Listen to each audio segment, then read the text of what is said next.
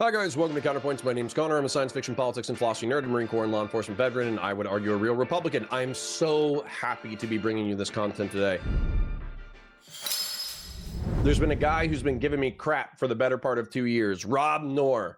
He argues that he's a real Republican. He argues that MAGA is real conservatism. He argues that this is the way, that the MAGA movement is the way.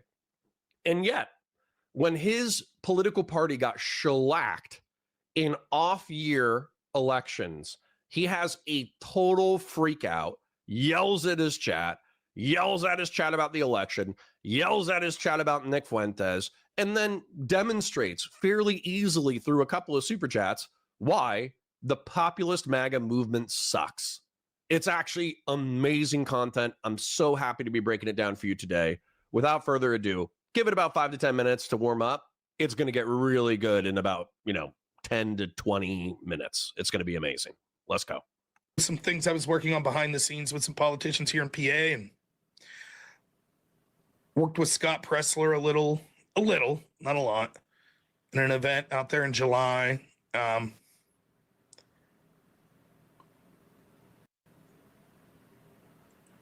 The Pennsylvania, what was on the line here in Pennsylvania, in addition to a bunch of local races, was retaining 3 Democratic judges. Now, the highest court in Pennsylvania, the Pennsylvania Supreme Court, is dominated by Democrats. Now, there was retention for 3 of these Democrats on the ballot. Retention means that we are retaining them for another 10-year term. And if we retain these 3, it will ensure that Pennsylvania has a Republican or a Democrat-dominated court at the highest level until at least 2035. And it won pretty convincingly. It even won by a little more than I expected. I definitely expected it to win, that the retainers would win. How's Scott in person? Very nice. Very gay. Very nice. Taller than you would believe, man. He's like probably 6'4". Very smart and articulate speaker. He's not using a lot of notes. He knows that he talks a lot like... All right, for context real quick, he's talking about there's this guy who has long hair. You might have seen him on Twitter. And he was canvassing in Pennsylvania for the past 6 months, trying to get Republicans to realize that their unit was on the chopping block, and he couldn't convince anyone to show up for the elections. And he posted about it multiple times. As a matter of fact, 60 days ago, he posted, hey, Republicans need to get ready. If you don't show up for this midterm election, we are going to get whacked. And then after the election, he reposted his tweet with the 60-day out prediction. So I know that this is like a little slow, but just trust me. Just trust me. It's boiling. This is the water. We just turned on the heat. It's going to boil. Give it time. I promise you. How I give speeches. You want to sound organic, and you want to sound like you're having a conversation instead of that you're reading a speech. And so you have high points that you know you have to hit. I have to hit this person's name. Here's the point about that person I need to bring up. I need to bring up this date. It's very much like, if you're a nerd like me, it's like old wrestling promos, back when they used to leave the wrestlers give like unscripted promos, and they'd be like, oh, okay, listen, Hulk Hogan, remember, you're going to be wrestling, December 3rd at the Tokyo Dome, and your opponent's going to be, Big Van Vader.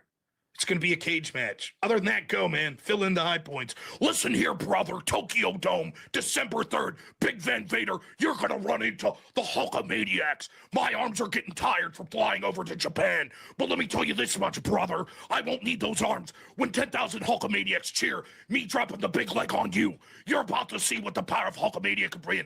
That's December 3rd at the Tokyo Dome. Van Vader meets Steel Cage. Be there. Bam, right? You say the things that you need to say, but it's organically, you're filling in with just like... Scott Pressler's a lot like that. He's very much engaging to listen to. Yes, he's saying the right things. It's organic. It's not pre-scripted. He has an agenda. He's right. It's very good. He's a very compelling speaker. He also knows a lot of people don't like the fact he's gay. Doesn't give a shit. It's like, I don't give a shit. Win, win, win, win. Which I respect. How much you want to bet his chat is like, ew, gay, gross? Scott Pressler's not claiming any victimhood. Scott Pressler's like not vapid milquetoast like Dave Rubin. Scott Pressler's like, I have one agenda. Get Republicans to vote Republican. Get as many as possible. He's not interested in saying, here's what this policy should be. Here's what, it's one thing. Win, win, win, win, win.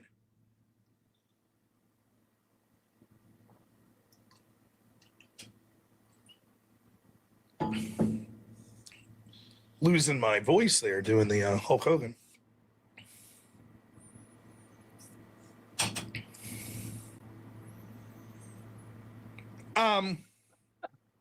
Now we're starting there right now, AB. So Pennsylvania lost more than expected. Virginia lost. Winsome Sears, terrible candidate, loses to Abigail Spangler, despite that once more proving that debates are overrated when it comes to politics. When it comes to culture, I don't think they are. But when it comes to actual two candidates on the stage, I mean, yes, Joe Biden had to withdraw because of a disastrous debate. Up until that point, the worst performing debate I'd ever seen from a political candidate was John Fetterman in 2022, who literally had a stroke and started off his opening statement saying, "Good night, everyone." I shit you not. It was bad. He could barely speak. And he still beat Dr. Oz. Dr. Oz was not a good candidate. I saw that Memtani doing a Roman salute last night. New Jersey, loss. California, loss. There were places in Georgia, loss. There were places that had been Republican for years and years and years that flipped local elections. One place I was looking at, I'll see if I can bring this up. Morgan County, Georgia. Morgan County, 2024 was Republican plus 47. That flipped yesterday to Democrat plus 3. That's a 50 point swing. To Democrat plus 3. That flipped yesterday to Democrat plus 3. That's a 50 point swing.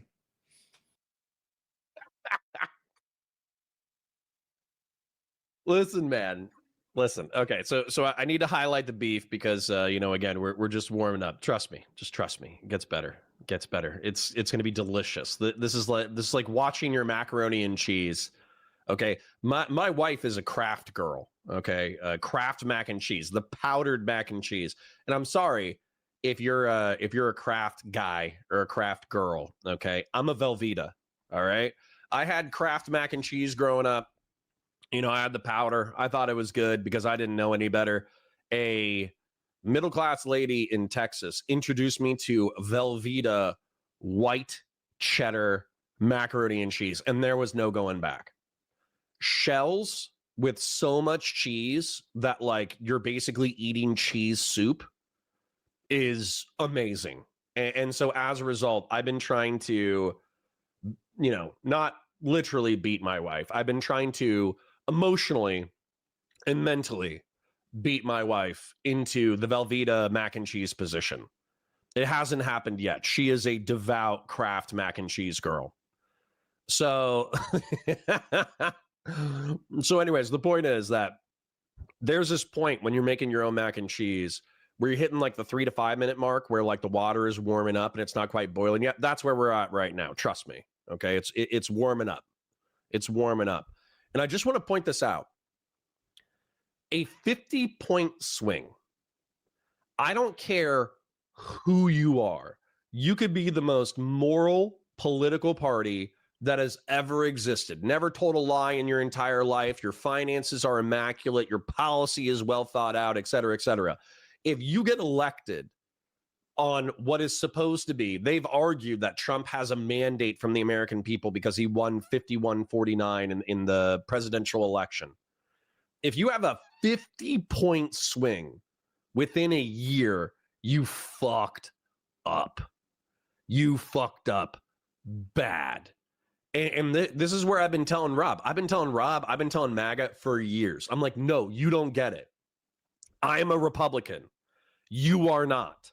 You don't have any principles. Your technocratic execution is garbage. Donald Trump is one of the dumbest, least effective politicians in the history of the United States. Just because he's a populist demagogue who can whip up the masses in order to vote for him has nothing to do with whether or not he's a competent executive of the United States. This is a mistake. He's an R-slur. January 6, 2021 already proved that. The mismanagement of COVID already proved that. Him blaming the inflation of COVID on Biden already proved that. And him lying about election fraud already proved that. This is a disaster. This is what I've been saying it's what I've felt since 2015. It's what I've been saying since 2020, probably 2020. So the fact that not only has my perspective been completely ignored, not only has it been completely dismissed, I've been accused of being a traitor to the Republican Party for trying to avert this disaster. And now the disaster is unfolding, and all I have to say is, I fucking told you so. I told you so.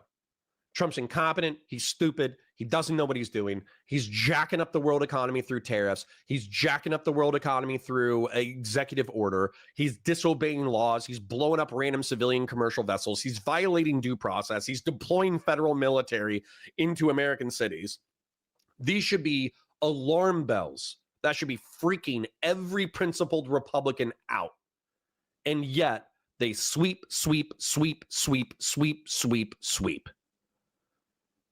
So listen, man, for me, I don't want the country to do poorly. I don't want the costs of living to go up because of Trump's incompetence. I don't want, the world economy to crash because of Trump's incompetence. I don't want the world stage to be upset because of Trump's incompetence.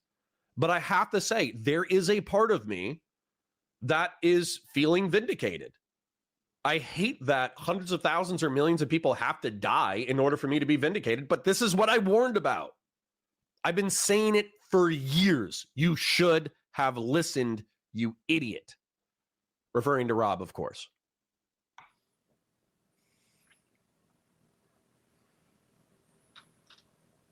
And then, of course, not that Republicans had a chance to win in New York, but we got a socialist Marxist in New York, Mamdani. So, yeah, a bad night for Republicans.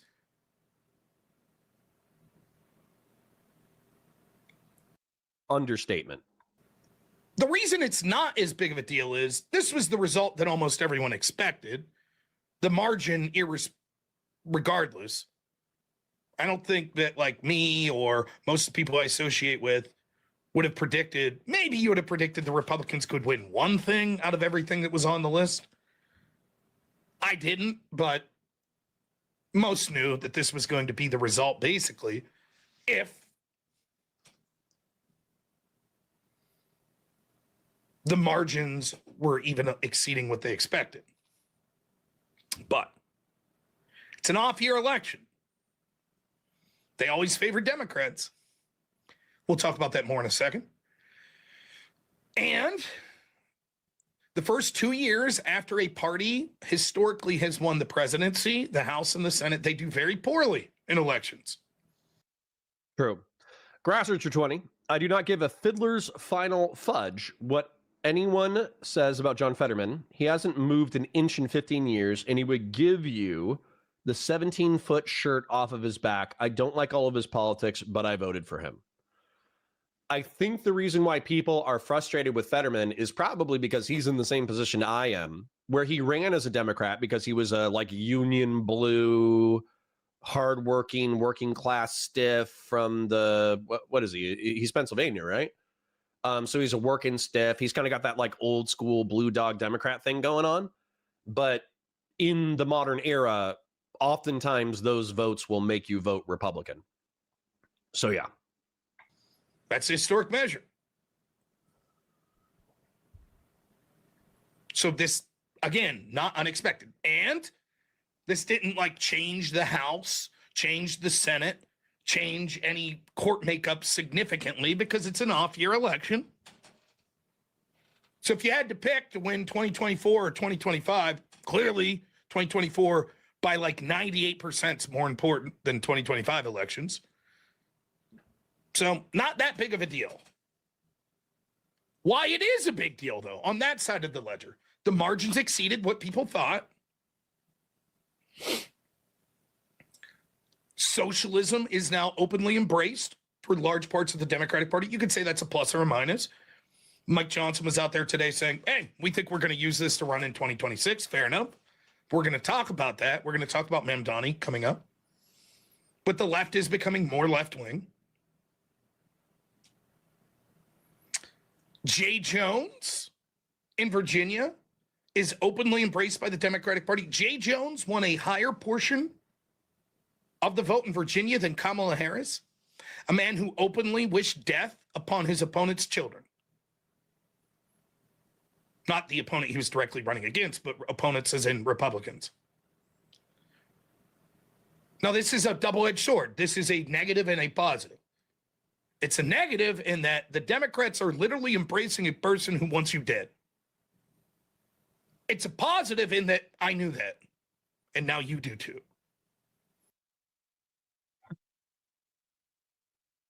Listen, man, I'm supposed to have a debate. I need to fill out a piece of paperwork. And by the way, I need to tell these guys, like, dude, if you need me to do homework for a debate, you're crazy. You're tripping already. But dude, I'm 40. I shouldn't be doing homework. But anyways, I'll fill out the piece of paper. But the whole point is that the debate is going to be over whether or not Destiny's tit for tat tactics are going on. I think the tit for tat tactics give Rob fuel.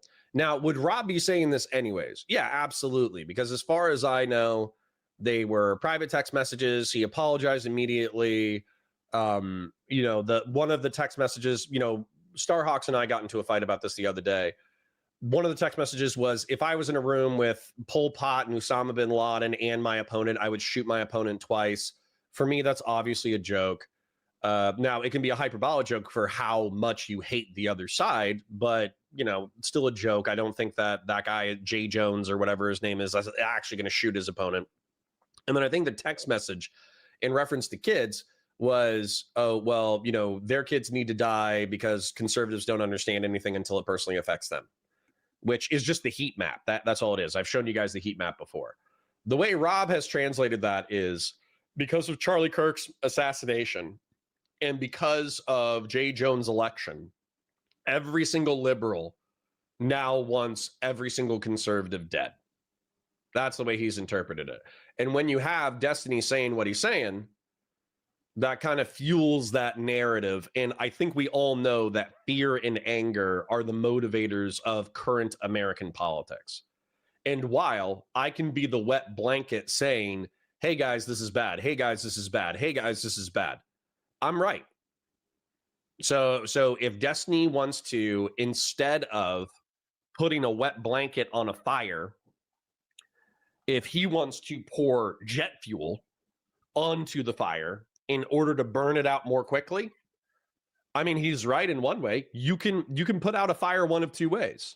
You can put out a fire by taking a giant wet blanket and throwing it on top of a campfire, starving the fire of oxygen and fuel, or you can throw jet fuel on there. And what'll happen is the fire will blaze for a few moments, and then once it runs out of fuel, it'll burn out.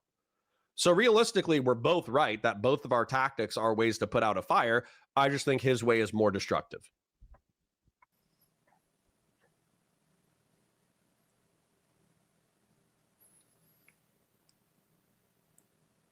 I've known this. I talk about it damn near every night. Damn near every night, he's talking about how libs want to kill conservatives. Awesome. Ending video now is Charlie Kirk. Every night.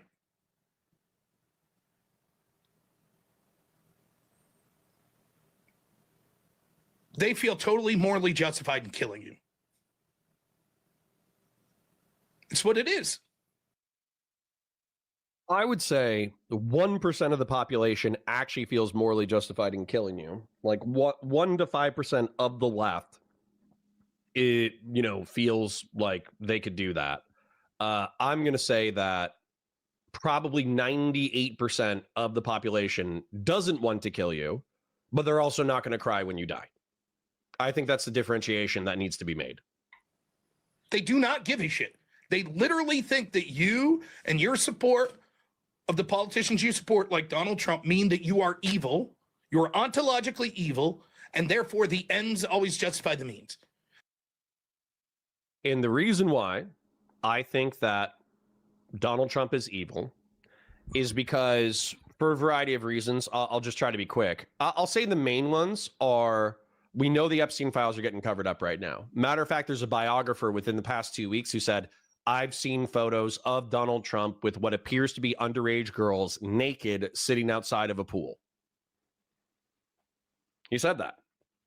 And then there's been reports coming out from the DOJ, anonymous sources at the DOJ, of course, but anonymous sources at the DOJ have said the reason why the files aren't coming out is because they're so bad. It's so bad, it can't be swept. And so that's why they're refusing to release it, is because it will be horrific for the Republicans and the Trump campaign, that effectively, like, it would destroy midterms. Awesome. I've been saying it for years. So, yeah. So not only did you vote for an ephebophile who had sex with sex-trafficked girls by the most prolific pedophile to be convicted in American politics within the past 3 decades. So not only did you vote for an ephebophile or a pedophile, depending on your definition, and you knew that. We've all known this for years. Not only did you do that, but you also knew that he was going to be incompetent and stupid and withdraw from the world, the United States from the world. I didn't know how bad it was going to be. This is estimated to cause hundreds of thousands, if not millions, of preventable deaths through PEPFAR and USAID cuts. Okay, 14 million deaths. We're going to have to see how many people have died in the next 5 years, but I guarantee you it's going to be a few 100,000. Matter of fact, for AIDS cuts, they already project that 100,000 excess deaths from HIV have already occurred. We already know that thousands of Ukrainians have died as a result of the cuts to Ukrainian support. So yeah, so this is already bad. And then not only that, but trying to overthrow the Republic of the United States. The reason why he's going to bring up, the Democrats, they keep bringing up January 6, 2021. Yeah, no shit. It's because you voted for a guy who tried to destroy the Republic of the United States by usurping power through the fake elector scheme. That's why we keep bringing it up. It's because it's important. So yeah, so any principled Republican, anybody who cared about a republic, anybody who cared about the United States on the world stage should be absolutely fucking repulsed by the Trump administration. And if you're not, that is a moral failing on your part. They won't just kill you. They will use the tactic that they feel is most appropriate to keep you from having any influence at the time. So if you're just some random welder and they don't know you, hey, fuck you. They'll yell at you in the street. They'll take your MAGA hat off your head or whatever. But as you increase in effectiveness and reach, then the tactics increase. Hence Charlie Kirk.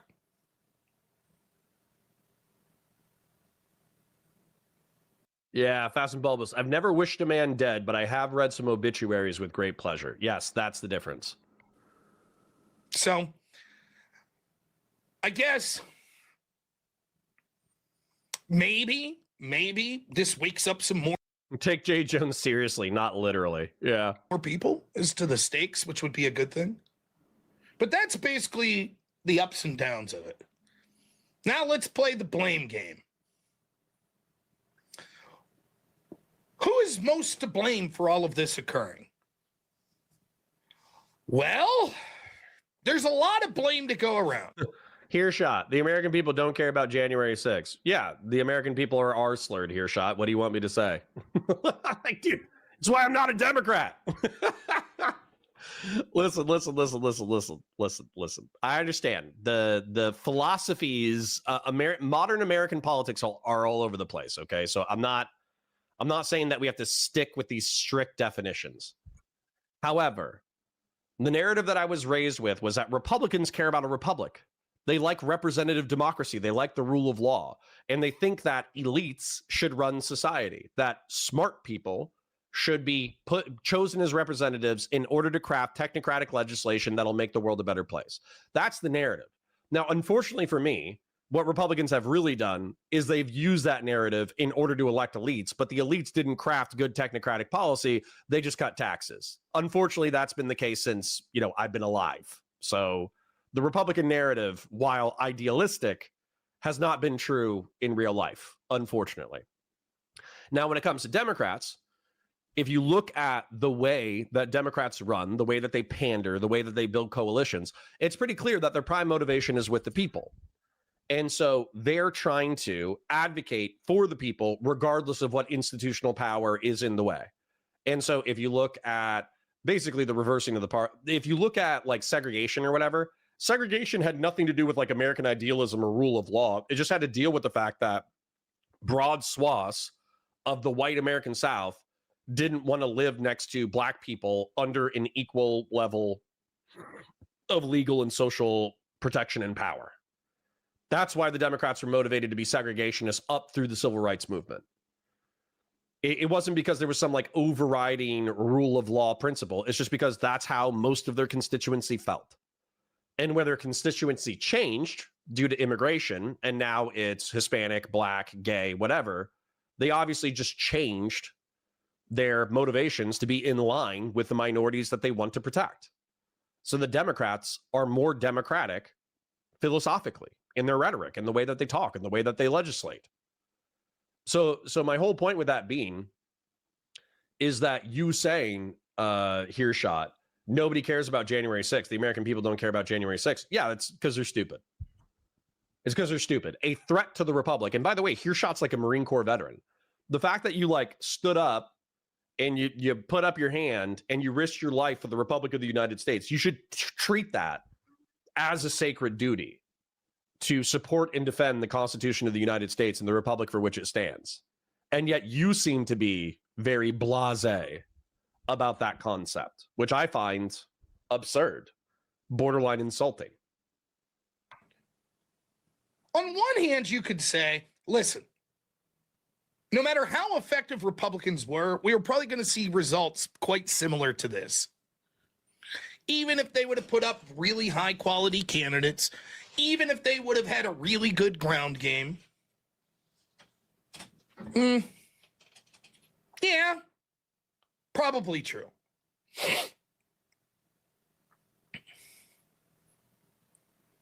But I think there's more to it. Let's start with Donald Trump and the Trump administration. What are Trump's defining accomplishments in his first year in office?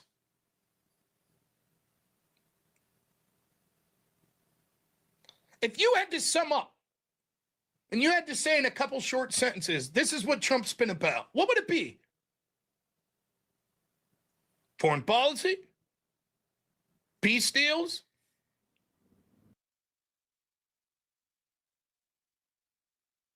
I have to pause it right here. Having half a dozen countries have border skirmishes that could have busted out into wars, and then Trump saying, stop that, and then those countries being like, it's not worth it, let's not do it. That's not a lasting peace deal. Anybody who believes this Trump prevented 7 wars bullshit is a geopolitical moron. They're an absolute dipshit. They should be prohibited from the right to vote. It's actually crazy that anybody believes that narrative. And the only evidence that you need is Israel-Palestine. Do you remember? Do you guys remember about a month ago when Donald Trump negotiated the release of all the hostage like corpses and all the hostages from Gaza? And then Israel said, okay, we'll back up to this line. And as long as Hamas doesn't attack us, eventually we'll withdraw from Gaza. How long did that take to fall apart? Because we were still getting tweets about how Trump was the peacemaker who had just brought lasting peace to the Middle East and North Africa. And 24 to 48 hours later, Israel broke the ceasefire because they blamed Hamas for breaking the ceasefire. It was like they had declared lasting peace in the Middle East and North Africa, and within 48 hours, that peace fell apart. Anybody who believes this narrative is a tool. I want to be infinitely more profane for the kind of person who thinks that Donald Trump thinks that, or thinks that Donald Trump brought lasting peace to the Middle East and North Africa. Anybody who thinks that should be barred from voting. They're actually just an abject, ignoramus moron. Crazy that was said unironically. Border? Trade deals? This is the perfect example of, once again, how somebody who believes this is an idiot. As Destiny pointed out, England and the United States announcing at a press conference that they have a trade deal is not the same as a trade deal.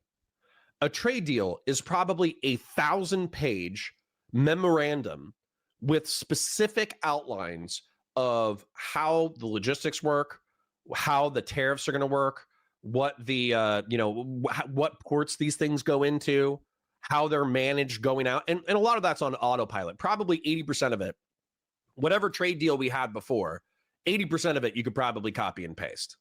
But the remaining 20%, if Trump was the master negotiator, the remaining 20% would be something that would fundamentally change the trade balance between these nations and the United States. But what's happened instead is we slapped arbitrary tariffs on all of our allies and enemies. We increased the cost of living of consumer goods for the average American consumer. Then we negotiated with these nations. And oftentimes, if you look at the negotiations, they are getting us into a worse position than we were in before.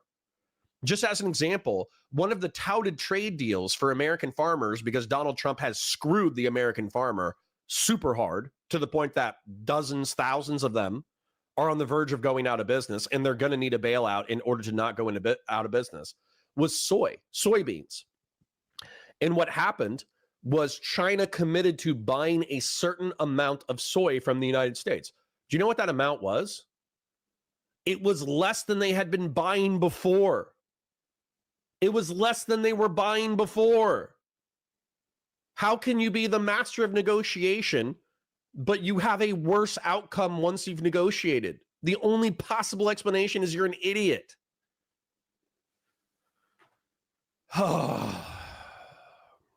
Gosh darn it, is all I can say.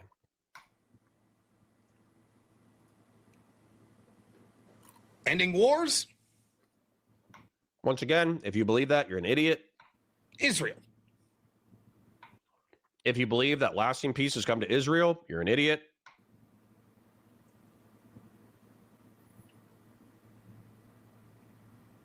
Yep.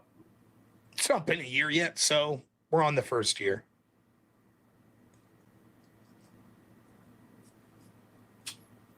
I think Trump's been focused more around the world than he has been back home.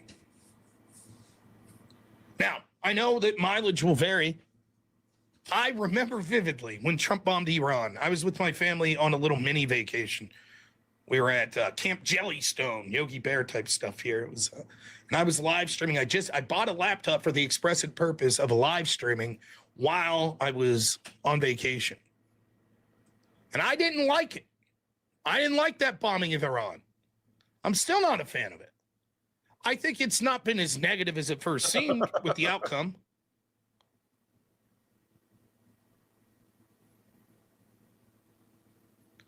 But I didn't like it.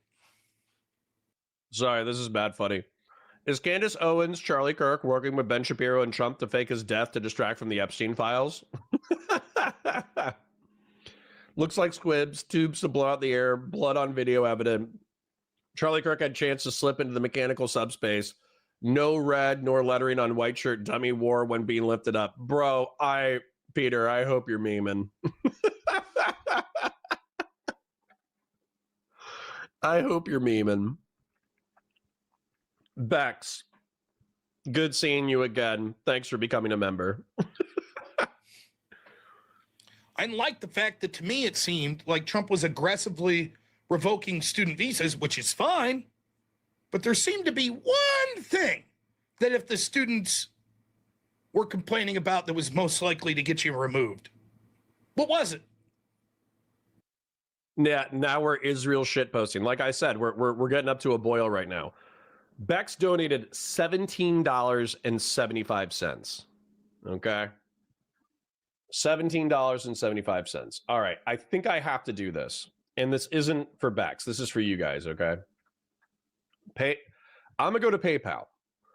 My life is budgeted. I have a budget with the wife. I give her a certain amount of money for groceries and for whatever. She helps me manage the groceries and household stuff. And then, of course, like I have my predictable bills. I got my mortgage, I got my internet, I got all that kind of stuff. However, we've already paid everything, and I am a relatively thoughtless person. So I did not plan ahead for the Marine Corps birthday. So what I'm going to do, thank you, Bex, for generating Counterpoint streams, Marine Corps birthday. What I'm going to do is I'm going to generate a PayPal.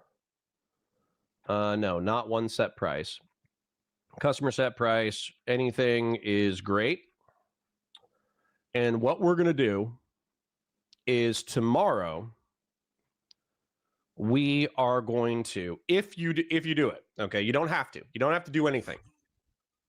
Don't have to do anything. You guys are insanely generous. You don't have to do anything. If you want me to buy a 6-pack of Guinness and a 6-pack of Guinness or 6-pack of Fat Tire or 6-pack of something, and you want me to show up tomorrow's going to be story day. I'll just be yapping about my Iraq experiences. If you want me to celebrate the Marine Corps birthday a day late and have the 6-pack and talk to you guys on stream about my Iraq deployment, about California, about the post contract period, then here's a PayPal link. Give me $20 for a 6-pack. I'll pick it up tonight, and then I will drink it tomorrow on stream while we're swapping war stories. Anyways, back to it. Oh, and then Bex for 1775. That's the year that the Marine Corps was established. November 10th, 1775. We were born in a bar. She put yacht. Yacht is an alternative to oorah. Oorah is Marine Corps motivational speak. Whenever somebody gets done with a speech, you go oorah, or you go or you just bark like a dog and go, you know? That's kind of what you do as an acknowledgement of the speech that was just given. The other war cry is yut. Now, I have been told that yut is a shortening of yut yas. And that was originally spelled Y-A-T-Y-A-S. You ain't tracks, you ain't shit. And the reason why the tracks are so proud of themselves, because they're the mechanized side of the Marine Corps, is that they actually engage in a shitload of maintenance, but they also engage in a shitload of maneuver warfare. They also engage in amphibious warfare. And that's one of the primary roles of the Marine Corps is amphibious warfare. And so effectively, it was their slang for mechanized amphibious warfare is the best part of the Marine Corps. If you don't agree with that, you can go F yourself. But yut became a shortening of yut yas. And then it kind of spread to the rest of the Marine Corps. So yut, back to you, Bex.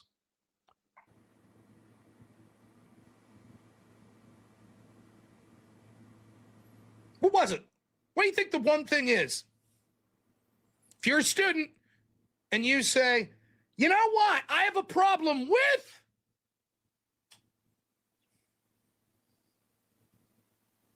Israel. And I said, I don't like this. I don't like it. Now, some of it was more than that. It was people that were literally blocking access to buildings, et cetera, et cetera. But it seemed clear to me that that was it. We had Republicans that were pushing. Thank you, Christian. $50. I'll have to buy a 12-pack. If that's Christian Valaris, I'll have to buy a 6-pack, and I'll have to buy my Bob Ross wig. Grassroots for 20 says, all anyone needs to know about January 6th to understand the task and purpose of these usurpers, they either broke into the building or climbed onto the roof to replace the American flags with the Trump flag. Yeah, seriously. I'm with Hearshot that most Americans just care about putting food on the table. That's what most Americans care about. But if you're a Republican who cares about a republic, then you should care about January 6th. Hate speech laws against Israel, criticizing Israel. We'll get to Congress. Don't worry. How about Ukraine? What I wanted, what I had hoped with Trump, I thought the high point on the Ukrainian discourse was basically when they told Zelensky to kick rocks. And this is why I think Rob is an immoral bastard, and this is going to inspire a drawing. Let's go. So what pisses me off about this,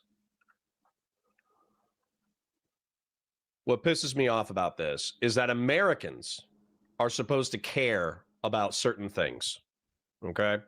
Now, for me, because I'm a Republican who believes in a republic, is I care about what should Americans love about America?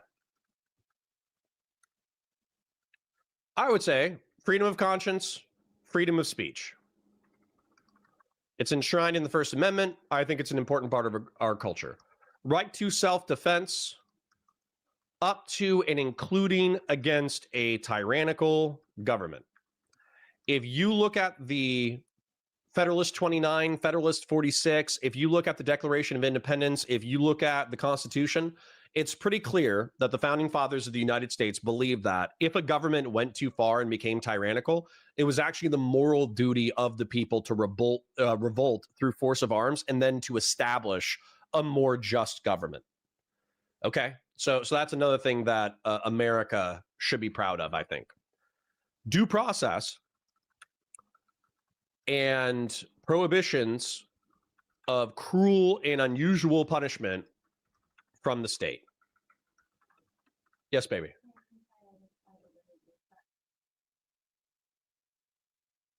Right. So I can't be getting lit. And I have to watch the kids. Okay. I'll figure it out with chat. Maybe we'll do something tonight. I don't know. All right.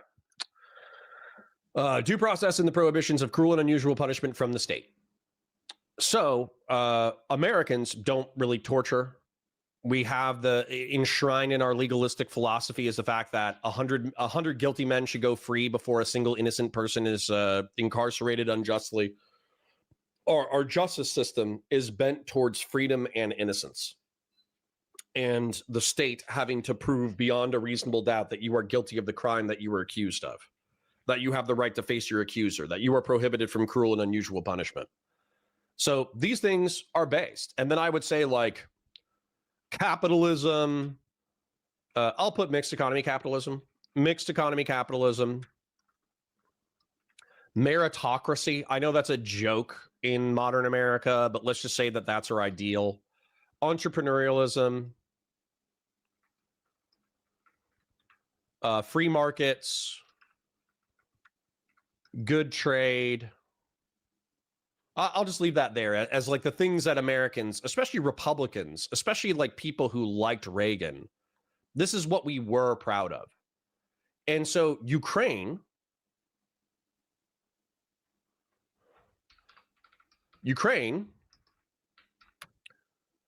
was being pressured by the US/EU to become more Western in governance and economy. The Biden-Obama admin was arguably, I know this is funny with Hunter Biden, but was arguably fighting for a less corrupt Ukraine. Ukraine is a market with high value assets like grain and energy. We were luring Ukraine away from an oligarchic, kleptocratic dictatorship under the rule of one man for the past 25 years. The invader of Ukraine is a former actually, I would say current, a former geopolitical enemy and a current geopolitical rival. No U.S. forces have lost their lives in this conflict. The Ukrainians, through sheer grit, have survived for years, whereas Iraq and Afghanistan fell within weeks or months, proving that many Ukrainians want to fight this battle/war. So the whole point is, are these local goods or are these universal goods? Is freedom of conscience and freedom of speech good for just the United States, or is it good for the world? Is the right to self-defense up to and including against a tyrannical government, is that good for just the United States, or is that good for everybody? Is due process and prohibitions of cruel and unusual punishment and an emphasis on mixed economy capitalism, meritocracy, entrepreneurialism, and free markets, is this good just for the United States, or is this good for everybody? And if you believe that it's good for everybody, that's a neoconservative position. That's where we think that Americanism and mixed economy capitalism should be spread across the world as a competitor to authoritarian communism. And then on top of that, Russia is kleptocratic, meaning that the people who steal the most are the people who are in power. And then it's also an oligarchical pseudo-dictatorship under Putin. Putin has been the prime minister or the president for the past 25 or 30 years. If you again go against Putin or his cronies, he kills you. Putin has killed people through radioactive and just regular poisoning. He's assassinated many of his rivals. So why, if Ukraine was coming towards the United States, if Ukraine was coming towards Europe, if Ukraine was becoming a part of the free world, and they had assets that are beneficial to the free world, like grain and energy, like natural gas, why wouldn't you support them in this conflict, particularly if it wasn't costing any American lives, and particularly if the Ukrainians were willing to fight this war for themselves? They're not asking for carte blanche in order to do whatever they want to do. They're asking for the financial means with which to prosecute a war in which they are clearly the just party. So for me, I would organize, I would concede for the sake of like trying to find peace within my lifetime. I would concede Donetsk, Luhansk, and Crimea. And then Zaporozhye and I think the Dnipro Oblast, I would negotiate back into Ukrainian control. I would draw a new border, and then I would obviously keep Kharkiv and the surrounding territories that kind of reach into Donetsk. I would draw a new border and say, Russia, have this, now fuck off. And then I would bring Ukraine into a part of NATO. That's what I would do. So the fact that Rob, Republican, who cares about Republican values, allegedly, who cares about the rule of law, allegedly, why Ukraine is right. So him laughing at the leader of Ukraine getting screwed over by the Trump administration is repulsive to me. I think it's immoral. It's why if Donald Trump dies or if JD Vance dies I won't be happy if they get assassinated. I think that makes the world a worse place. But if they die, I'm not going to shed a tear. The callousness and the disrespect and the disregard for human life, liberty, that Rob and his ilk and JD Vance and Donald Trump have shown to the people of Ukraine, I'm not going to cheer for your assassination, but if you die, I'm not going to care. I'll just be like, oh, wow, that guy was an asshole. Moving on. Good. Not funding you anymore. How'd that work? Maybe because the Ukrainian shills were right.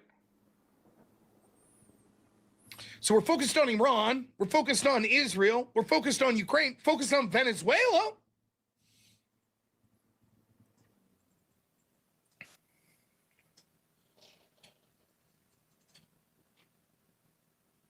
Yeah, see? DM, that was a low point. There you have it. Just so you're wondering, one of the big reasons Republicans are going to take losses like this are because of our friend DFM here. And people like him, not him, obviously. That will come on here and vehemently argue with me. No, Ukraine, Ukraine, Ukraine, Ukraine, Ukraine. Send more money to Ukraine. Do more for Ukraine. There you have it. Or just give them the weapons and money necessary to prosecute a war.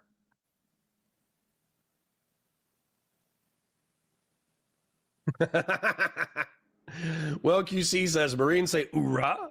Navy says "hoo-yah," which is also lame. Army says "hooah." And Air Force says "hey." Homophobic. Very funny. At a point, you have to say our enemies are an issue, aren't you? Yeah, how are those enemies? I'm just curious. Is Russia electing people that are shooting Charlie Kirk and that are celebrating killing Republicans? Oh, no, that was Democrats. And it turns out focusing. I think Bex also threw some cash towards the beer fund. We'll talk about beer logistics in a bit. On Ukraine isn't a good way to win elections back here because most people in this country don't give a shit. The person who's struggling, the 35-year-old that can't afford a home, they don't really give a fuck about Ukraine. Turns out, not anymore. You care. I'm glad you're hyper-focused on that issue, and I'm glad Mark Levin is, and Lindsey Graham. Yeah, they're hyper-focused, and they're the ones that have Trump's ear. So that's what we get to talk about. That's what the focus is. Gentleman Damon says, here's some Semper Bucks, 2006 to 2010. We were in identically at the same time. Stateside the whole effing time. Thank you for your service, brother. Thank you, sir. I'd be curious if you were Intel or something else, but I parasocially love you, and thank you for your support. Thank you for your financial support. I had a bro, just sharing real quick.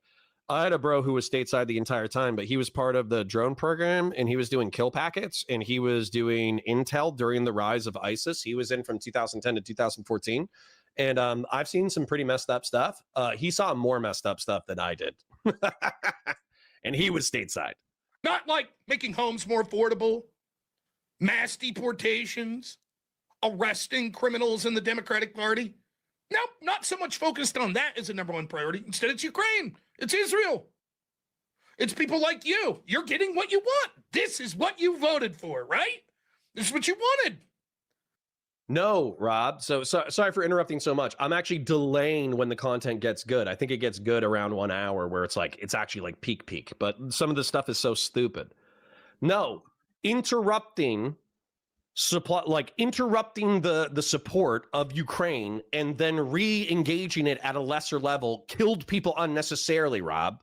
How do you think that's not immoral? Interrupting PEPFAR, which had no reason to be interrupted. It was like less than 0.16% of the budget. Cutting that did not run a fiscal positive, okay? So cutting it made absolutely no sense. And there are 10,000 other things we could have cut besides PEPFAR that would have made infinitely more sense. And yet through that, we already have around 100,000 projected dead. And it's estimated that by the end of Trump's term, it'll be around 300,000, mostly kids under the age of 10 in Africa. That's not... I understand that for these people, it's an extrapolation. It's like a foreign country. They're not American citizens, so who cares? But at the same time, those are real flesh and blood human beings who are dead as a result of this cut. So no, Trump re-engaging on the national stage after causing hundreds of thousands of preventable deaths does not make me feel better. Same thing with USAID. USAID might have been a backdoor for the CIA in order to get into communist and authoritarian regimes in order to overthrow them. But unlike you twats, I actually think that authoritarian regimes should be thrown over, and that republics and democracies are not just local goods to the United States, they're universal goods. So I'm sorry for getting pissed off, but realistically being like, oh, well, Trump was a liar and duplicitous, and he backstabbed the agenda that he promised me, and he kind of went your way a little bit after being incompetent and stupid. That's not a very large consolation to me. That doesn't make me feel that much better. It really doesn't. A primary focus on foreign policy and caring about people around the world instead of America first. And that's what we get. And then Republicans get shellacked. And people like you go, but we have to. We have to talk about that. We have to care. Okay. Cool. Hey, I'm sure the Democrats will keep arming Ukraine. Don't worry about it. when they take over in 2026 and 2028. Of course, they'll arrest people like me. They'll kill people they don't like in this country, but at least you'll say, oh, thank goodness I'm safe from those Russians in Ukraine.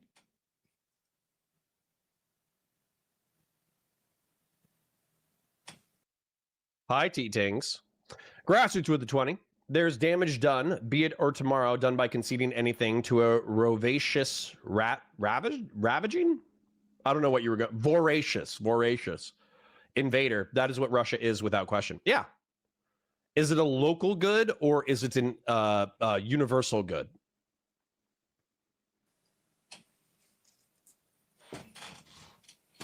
Doesn't matter. And people like DFM, they'll keep. Doesn't matter. To those people, interventionism and neoconservatism are more important than any issue back home. They would rather you starve. They would rather you not be able to afford groceries than stop sending money to Ukraine, to corrupt oligarchs in Ukraine. Isn't this rich? Isn't this crazy rich coming from the current Trump admin? Because as far as I know, and I would be happy to be corrected, this is a Democratic concern. Okay. When it comes to Republicans or libertarians or conservatarians, their attitude is effectively people should be productive. And you should figure out a way to be productive 40 to 60 hours a week. Doesn't matter if you're disabled. Doesn't matter if you have a bad back. Doesn't matter if you have mental illness. You can and should figure out a way to be productive 40 to 60 hours a week in a way that allows you to eat your daily bread. That's a Republican position. That's a conservative position. That's a libertarian position. Okay. Now, when it comes to the Republicans and conservatives and conservatarians and libertarians who have hearts, they say, okay, well, maybe we can have like charity is good. Taking care of your neighbor is good. And so charities and churches should take care of your neighbor. And then maybe, just maybe, we should have a minimal welfare state that takes care of people just in case they're like, actually, they have nobody else. They don't have a social support network. They can't figure it out, et cetera, et cetera. That's like the more right-wing position. And so to have Rob, moral frog, from a left-wing position, I would argue, which is they don't want you to be able to eat. They don't care if you're able to eat. Meanwhile, the Trump administration in policy is going with that right-wing position in reference to welfare. And then not just that, the Trump administration has cut healthcare benefits for working class people to the largest degree in recent memory. And the Democrats are holding up until last night. They were holding the government hostage until they got negotiations to make healthcare more affordable for the working class. And then Trump and his admin and the Republican government were like, that's okay, we'll let people starve. Fuck them. We don't want to negotiate over working class health insurance subsidies. We don't want to negotiate over Medicaid, who's eligible to be on Medicaid. We don't want to negotiate on any of that. So if people get their welfare benefits cut, if they're incapable of feeding their families, tough shit, they can go to a food pantry. That was the Republican position as of 24 hours ago. So the fact that Rob is now virtue signaling about the working class being able to eat and afford bills is so ironically rich to me that it's like a delicious cake that's on the verge of giving me diabetes and a heart attack. It's the most important issue to these people. Or stop sending money to Israel. Can't do it. Must send bombs. Must send money. Always, always, always. Every other nation's people but the people of the United States to these people. And then they look and they go, I wonder why we're not winning elections.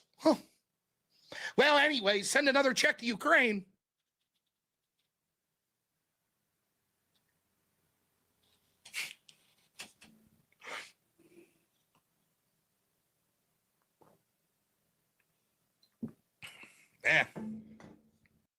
Bob Smith, USAID was used as a backdoor for the CIA, but let's be real, 90% of their operations had nothing to do with the CIA. Just when we try to infiltrate Cuba and give them a social media platform so revolutionaries against the Cuban government could organize, that was through USAID. And then that's the only one that I can think of. There might be other ones, but I would have to have like chat refresh my memory on other CIA operations that were backdoored through USAID.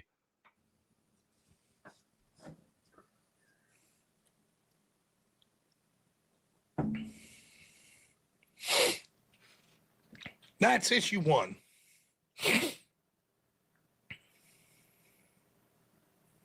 It doesn't matter if you blame Trump for the failures of yesterday. He certainly has part of it. See, the truth is there's an awful lot of people, including young people. The new coalition that Trump got, younger people, Hispanics, they disappeared yesterday. Yes, a lot of that is because it's an off year, but they were also flipping. And it turns out they weren't voting for Trump to fucking bomb Russia or to send bombs to Ukraine or to send money to Israel or to bomb Venezuela. They didn't give a fuck about any of that. They were like, oh, inflation's through the fucking roof. We care about that. That's what we care about. Oh, Zarenthius didn't even mention 40 billion to Argentina. Yeah, totally forgot about that, by the way. Yeah. So we can't afford 10 billion for PEPFAR and USAID that's credited with saving millions of lives, but we can afford $40 billion to bail out the minarchist libertarian government in Argentina. Yeah, holy shit. We want the border secure and mass deportations. That's what we care about. The economy, being able to afford homes.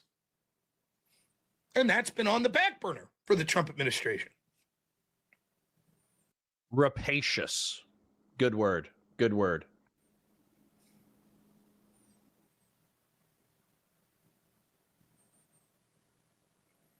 Beef Supreme, I don't get you, man. I really don't get you. So hold on.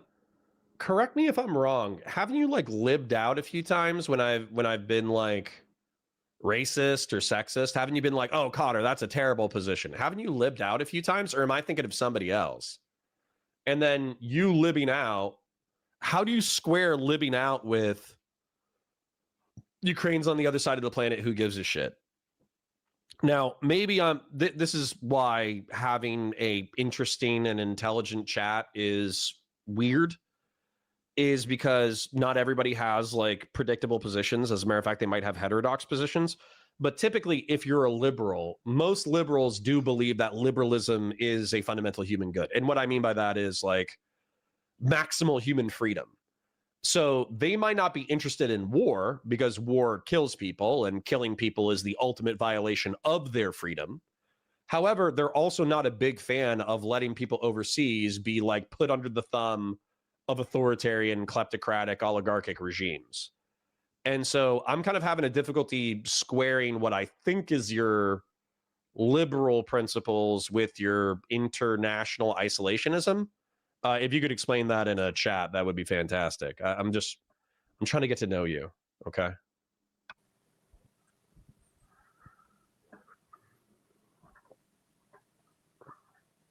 Big focus has been foreign policy. Proof's in the pudding. I asked people, what's this so far? This term been about Trump foreign policy. There you go. That's the priority. People realize it. They see it. That's on Trump.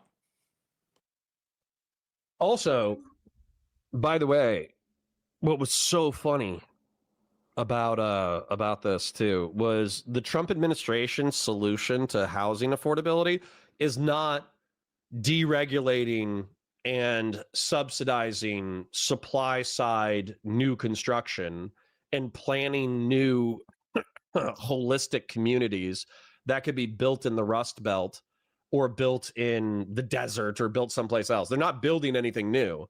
Their solution was 50-year mortgages. That's what their solution was. Their solution was, oh, houses cost $1 million. We're not going to build anything new. We're not going to plan any new communities. We're not going to build anything. What we're going to do is we're going to let you buy that $1 million house with a 50-year mortgage. What a bunch of stupid assholes. I couldn't make it up. It sounds like an SNL skit. It doesn't sound real. What a bunch of dickheads. AKA Badisai says, Trump was still going to fund SNAP benefits. Oh, he was going to feed the poor? Okay, I'm sorry. Did the Trump administration, number one, say that they weren't going to fund November 1st paychecks? Number two, they tried to yank the paychecks because there was like a temporary stay where full payments were available for like 48 to 72 hours. They were saying that they're going to punish the states that did submit their payments quickly and got the full payments if they didn't either refund or distribute at like the 65% level. And then not just that, they applied to the Supreme Court for an emergency injunction in order to stop SNAP payments. So Batusai, I'm not. So in my opinion, the Democrats were playing chicken with SNAP benefits in order to try to get healthcare subsidies for the ACA. And then the Trump administration was playing chicken with SNAP benefits in order to force the Democrats to cave. And as far as I know, the Democrats caved last night. So what I know is that my healthcare premiums for a family of 4, based off of an income of less than $100,000 a year, my healthcare premium was $250, something like that, $250 a month. And in January 1st, it's going up to $600. That's what I know. So I don't know what subsidies were in place during COVID. I don't know what subsidies were in place during the original instantiation of the ACA. I could look that up, and maybe I will. But what I do know is that Trump wants my health insurance premiums to triple. That's what I know. It's on Trump because once more, he has not learned the lesson of his first term. When you surround yourself with neocon establishment conservatives like Lindsey Graham and Mark Levin, who fucking hated you and wanted to prevent you from ever coming into power in 2016, they're going to push for policies that the people you support fucking hate and that will prevent you from doing any of the things you wanted. And yet, repeatedly, Trump trusts the very people that hate him the most. Over and over and over and over and over and over and over. That's what he does. Trump has people close to him that are absolute dog shit like Pam Bondi. How many fucking times will she make a complete fool of herself and this entire administration? What's she going to do? Yeah, see? Bob Smith, what's so bad about the CIA having a bit of fun while doing charity through USAID? That's what I said. I hate jihadists. I hate communists. I hate fascists. Why is the CIA disrupting and taking out jihadists, fascists, and communists? Why is that bad? I'm sorry. I'm Team America. I love America. CIA does shady stuff in order to take out American rivals. Okay. And problem? That John Solomon was ripping on her today. John Solomon, of all people. Because she came out yesterday. He's like, you're not going to believe this. You're not going to believe what we just found. Jack Smith subpoenaed Trump's phone in the Arctic Frost investigation. Yes, we knew that in April. Wait, I don't think the $40 billion is going to Argentina for military aid. What are you talking about? Although you're talking about Ukraine. What is it? What is the Argentinian bailout for? You might have been talking about Ukraine, but I just want to take a look at this. The purpose of the recent financial support package to Argentina is to help stabilize its failing economy and control high inflation and build up depleted foreign currency reserves. This assistance is intended to provide a financial lifeline while President Javier Milei's government implements significant fiscal and structural reforms. Okay, like, listen, I'm all for helping Argentina out. I don't care about that aspect of it. What I care about is the fact that we said we don't have $10 billion for USAID and PEPFAR, but we do have $40 billion to bail out Argentina. There's a hypocrisy there that I think is silly. Congratulations, Pam Bondi. The fucking attorney general finding evidence out a full 6 months after the average member of the public knew. Great job. But can you be surprised? This was the woman. Okay, but Beef Supreme, would you say, like, prior to the discordant current American politics, were you libertarian? Were you center right? Were you center left? Do you consider yourself a liberal? Are you a Democrat? Are you for gun control? Are you not for gun control? Like, I'm just confused by your whole shtick. That's what I'm asking.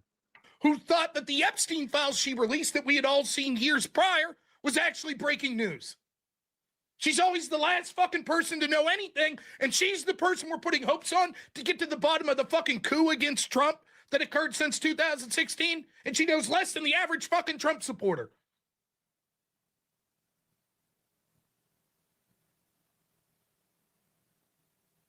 It does not matter how many times she falls on her face and fails. For some reason, Trump won't do shit, and that is on Trump. It's probably because she's seen the Epstein files. Let's be real.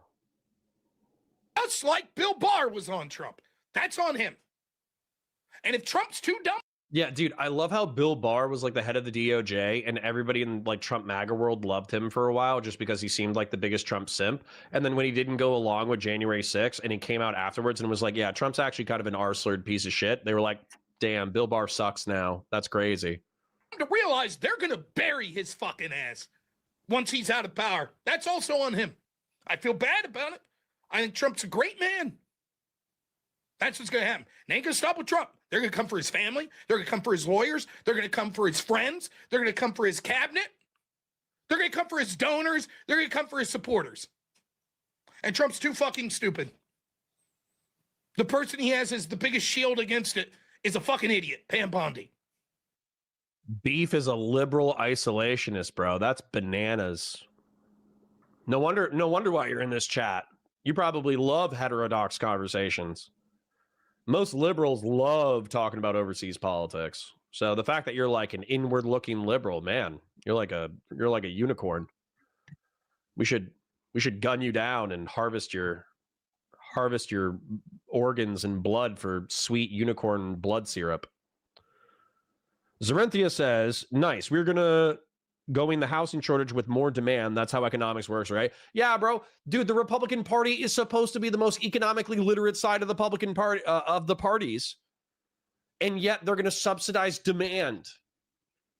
Whenever a Democrat brings up a thing like, oh, we're going to do a $50,000 first-time home buyer tax incentive. And I'm like, that's awesome. I'm happy that first-time home buyers are getting a better shot at buying a house. But you're increasing demand, you idiot. Oh, it's like nobody's seen a supply-demand curve. Pisses me off.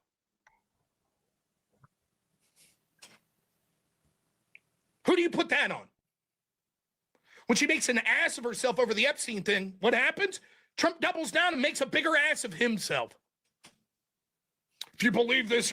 Dude, I love that the concern here isn't the fact that Donald Trump is likely an ephebophilic rapist.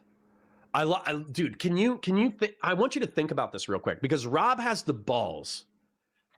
balls to say, I'm not a Republican, I'm not a social conservative, I'm not a fiscal conservative, I'm not a Burkean conservative, or nobody gives a shit what Burkean conservatism is. Neoconservatism is cringe, blah, blah, blah, blah, blah. This is the direction of the Republican Party. Shut up. If you can't get on the Trump train, then, fuck you, blah, blah, blah, blah, blah, blah. He's been saying that. And yet, as like a normie working class, because Rob is working class or was working class very recently, as a normie working class American who has a family, he's saying the biggest problem with Pam Bondi and Donald Trump is the fact that Pam Bondi, she tipped her hand too much for the Epstein files, and then Donald Trump had to help her clean up the mess and then keep her. And he doesn't think that maybe this is partially motivated for the fact that there might be something real in the Epstein files, that the guy that you voted for might be an ephebophilic rapist. That would concern me. That would concern me if the guy that I was hailing as the best thing since sliced bread, as the Messiah who was going to restore America, as the one shot at saving the Republic, it would bug me if he was an ephebophilic rapist and I had shilled for him that hard. That would be messed up. So, yeah. Shocking to me. But maybe I'm an idiot. Maybe I'm naive. You're believing in Democratic hoax. Fuck you.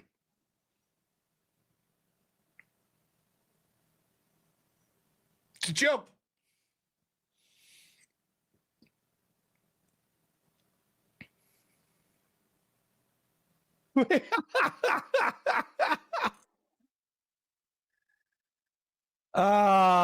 Batusai, you are here to you are here to test my resolve. Trump doesn't want your healthcare costs to triple. Trump didn't want to make any cuts to Social Security or Medicare, Medicaid. It was Republicans who cut healthcare. I'm sorry. Who is Trump the leader of? Who is Trump the cult-like leader of? what party is he in charge of again? Who signs the legislation that's passed by the Senate and the House?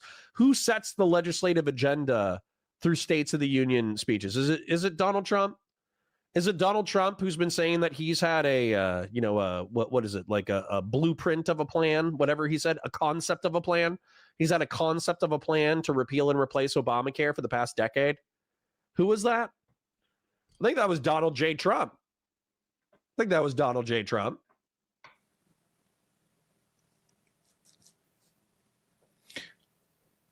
Oh, here we go. Let's listen to this. Beef Supreme says, I'll say this, Connor. I'm liberal because I live and grew up in a city and I'm gay. It's deeper than that, though. But I was raised Republican and conservative. I now firmly stand in the center. Okay. You're a heterodox center-left guy with some isolationist takes. That's interesting. That's interesting. When you're not viewing Americans first, when you're concerned more about other bullshit and you're appointing people around you that are terrible, the American people are going to notice. Now let me defend Trump some. He's facing unprecedented levels of pushback. Courts. Which, by the way, this is an almost direct quote from Bill Barr, is if you like Donald Trump's policies, he's the last person you want executing them, because the way he executes them creates so much pushback that the final policy is never what was originally envisioned. That's almost a one-to-one Bill Barr quote. The country over, every little thing he tries to do by executive order or stymie him in laughable ways.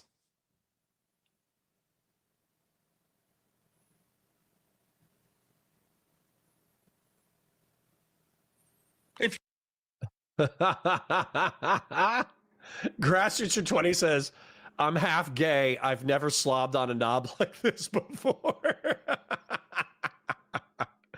Bass and Bulbous says, I'm a pro-war liberal. Dang, nice. I like you more now. you're him, who could you trust?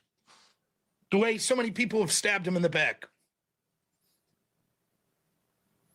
If there's one person that you could say is actually doing good for the Republican Party as far as winning elections and driving up turnout, it's Trump. So it's hard to put too much blame on him. Is it, though?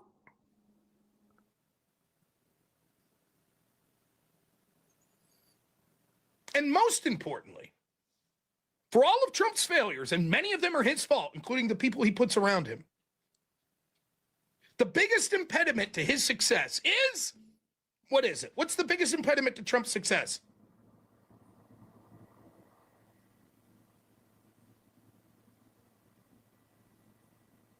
Oh, I'm not. Dude, I love this bit. I love this bit. I'm gonna let it float out there for a second. Who's the biggest impediment to Trump? Oh my God, this like 5-minute rant gave me life, but I want to address this real quick. Badu Sai says, are we taking any bets on how many of Trump's hires are going to get pardoned? Dude, I think Trump is going to, I'll do like a $20 bet with anybody, okay? Like if anybody wants to bet me and say that they will legitimately give me $20, because I'm realistically like 40-60 on it. I'm 40-60 on it. I am 40% certain, but I want to bet on it in the positive that he's going to pardon Ghislaine Maxwell as he's leaving. I think that once the elections are over, once it's all done, he's going to pardon himself. He's going to pardon his entire extended family. He's going to pardon all of his sycophants. He's going to pardon Flynn. And I think, like, I will bet $20 because I just want to win $20 realistically. I'm kind of like, it's so outrageous. I almost don't think it would happen. But also, we live in such unprecedented times. I kind of want to win $20 on the bet. I want to bet $20 that he does pardon Ghislaine Maxwell. So if anybody wants to take that action, I think that would be, if Ghislaine Maxwell is incarcerated and serves like her whole sentence and her sentence is not commuted, then I will wait. Yeah. If she serves her full sentence and dies in jail, then fuck. You pay me $20. And then if she gets pardoned or if she gets her sentence commuted, I pay you $20. That's how we would do that.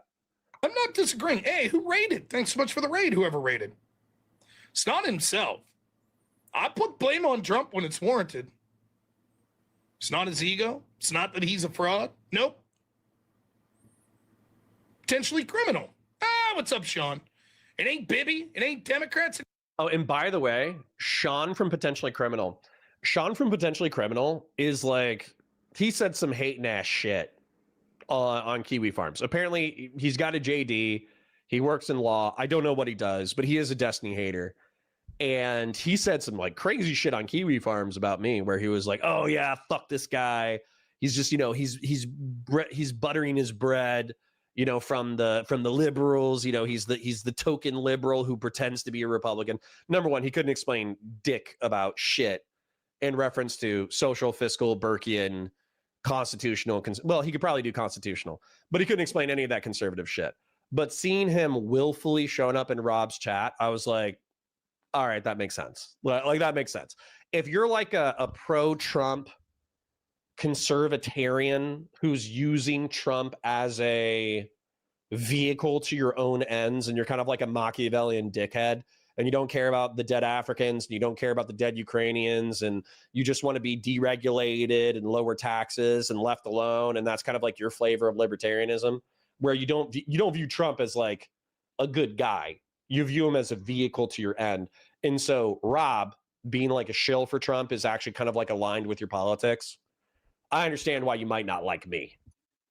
I get it. It's my same rivalry with Lactoid, by the way. I like Lactoid. I think Lactoid's hilarious. I just think Lactoid's kind of an asshole. And he's kind of like selfish and narcissistic and giga-libertarian. But I like Lactoid. I had Lactoid's politics probably in 12, maybe 10, like 11, 12. I had Lactoid's politics. Ain't whiteism. What are whiteism? White women.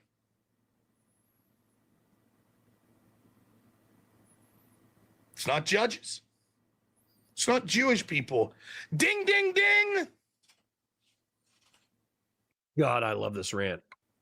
That's the fucking problem. That's the problem. It's the Republicans. What the fuck is Congress doing? You see, the reason that the courts could stymie everything Trump's doing is because he has to do. Ooh, sorry if I get excited about this for no reason. Chort says, also Destiny just called Hassan a pedo for Twitter. Okay, why is he a pedo, though? I want to know. All right? I want to know if Destiny is going to torch Lav / torch Hassan over one of two things, calling Hassan a pedo, okay? The two things that I can think of, realistically, three things that I can think of Hassan being a pedo for.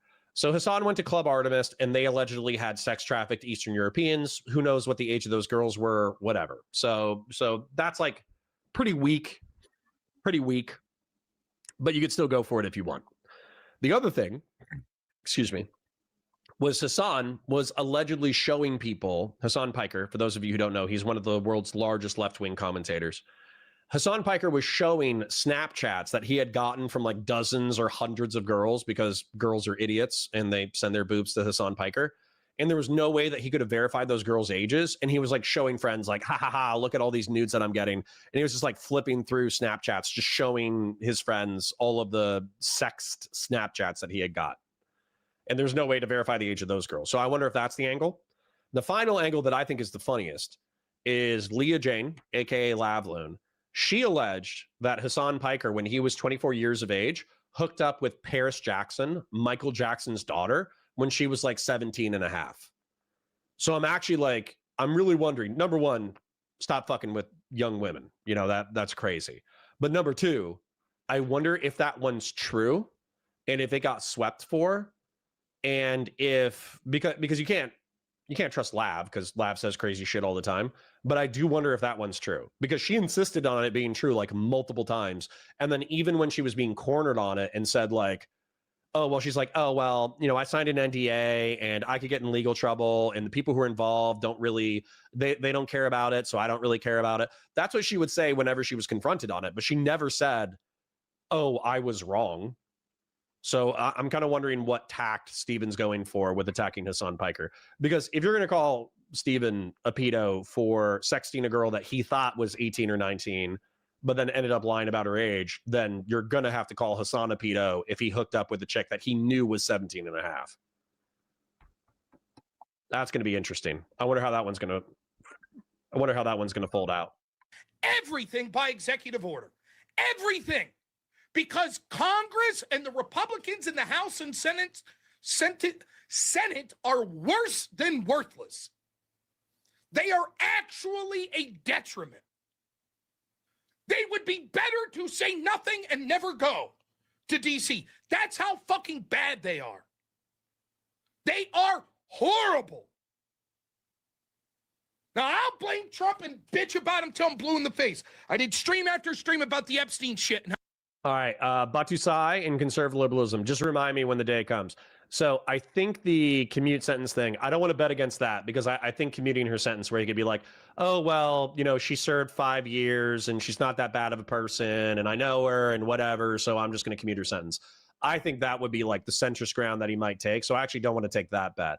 Pardon, though, I'll just pay somebody $20, man. It's not a big deal. If he doesn't pardon her at all, I'll pay somebody $20.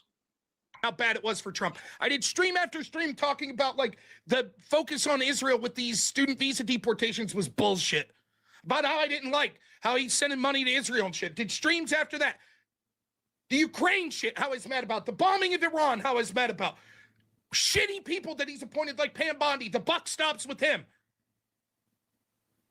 But my goodness, these Republicans fucking hate this man. Of course. Oh, so base, dude. It's like,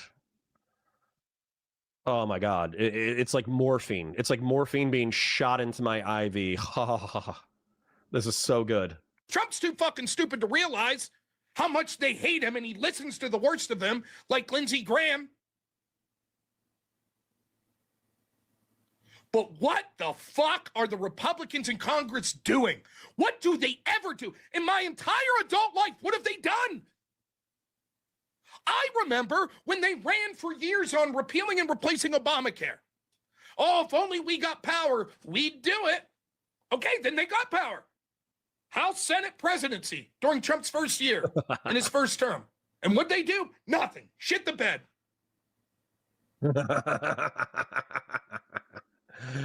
Give me more. The Republicans, when they finally get power, here's the truth. They're like, oh, fuck. Now we're in position to do something. And reality is we don't want to do anything because we don't give a fuck about our constituents. We don't care at all. We don't give a fuck if young people can't afford houses. We don't give a shit that grocery prices are high. We don't give a fuck. We care about consolidating power with our Democrat buddies. We care about globalism. That's what we care about. Fuck our supporters. We don't care about them. We don't give a fuck. So, oh shit, now we're in power and we're like, well, we're going to fight real hard to pass a massive spending bill. It ain't really going to do shit that we promised. Ain't going to do shit we promised, but it'll spend a lot of money. I'm assuming our base will love that. But we have to spend a lot of money this time. And then trust us. Trust us. Out. Next time, we'll cut back on the budget.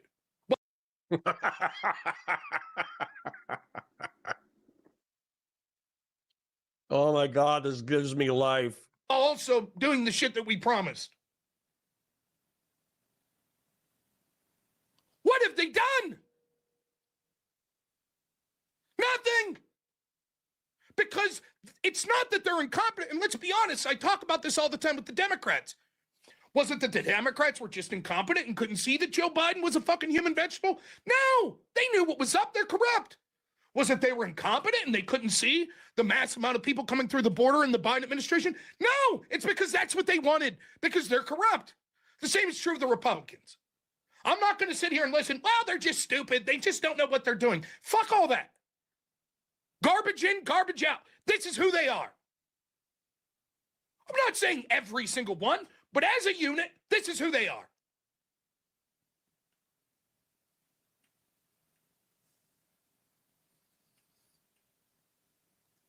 The truth is, the real power, the donor class that feeds the Republican Party, they can't wait for MAGA to end.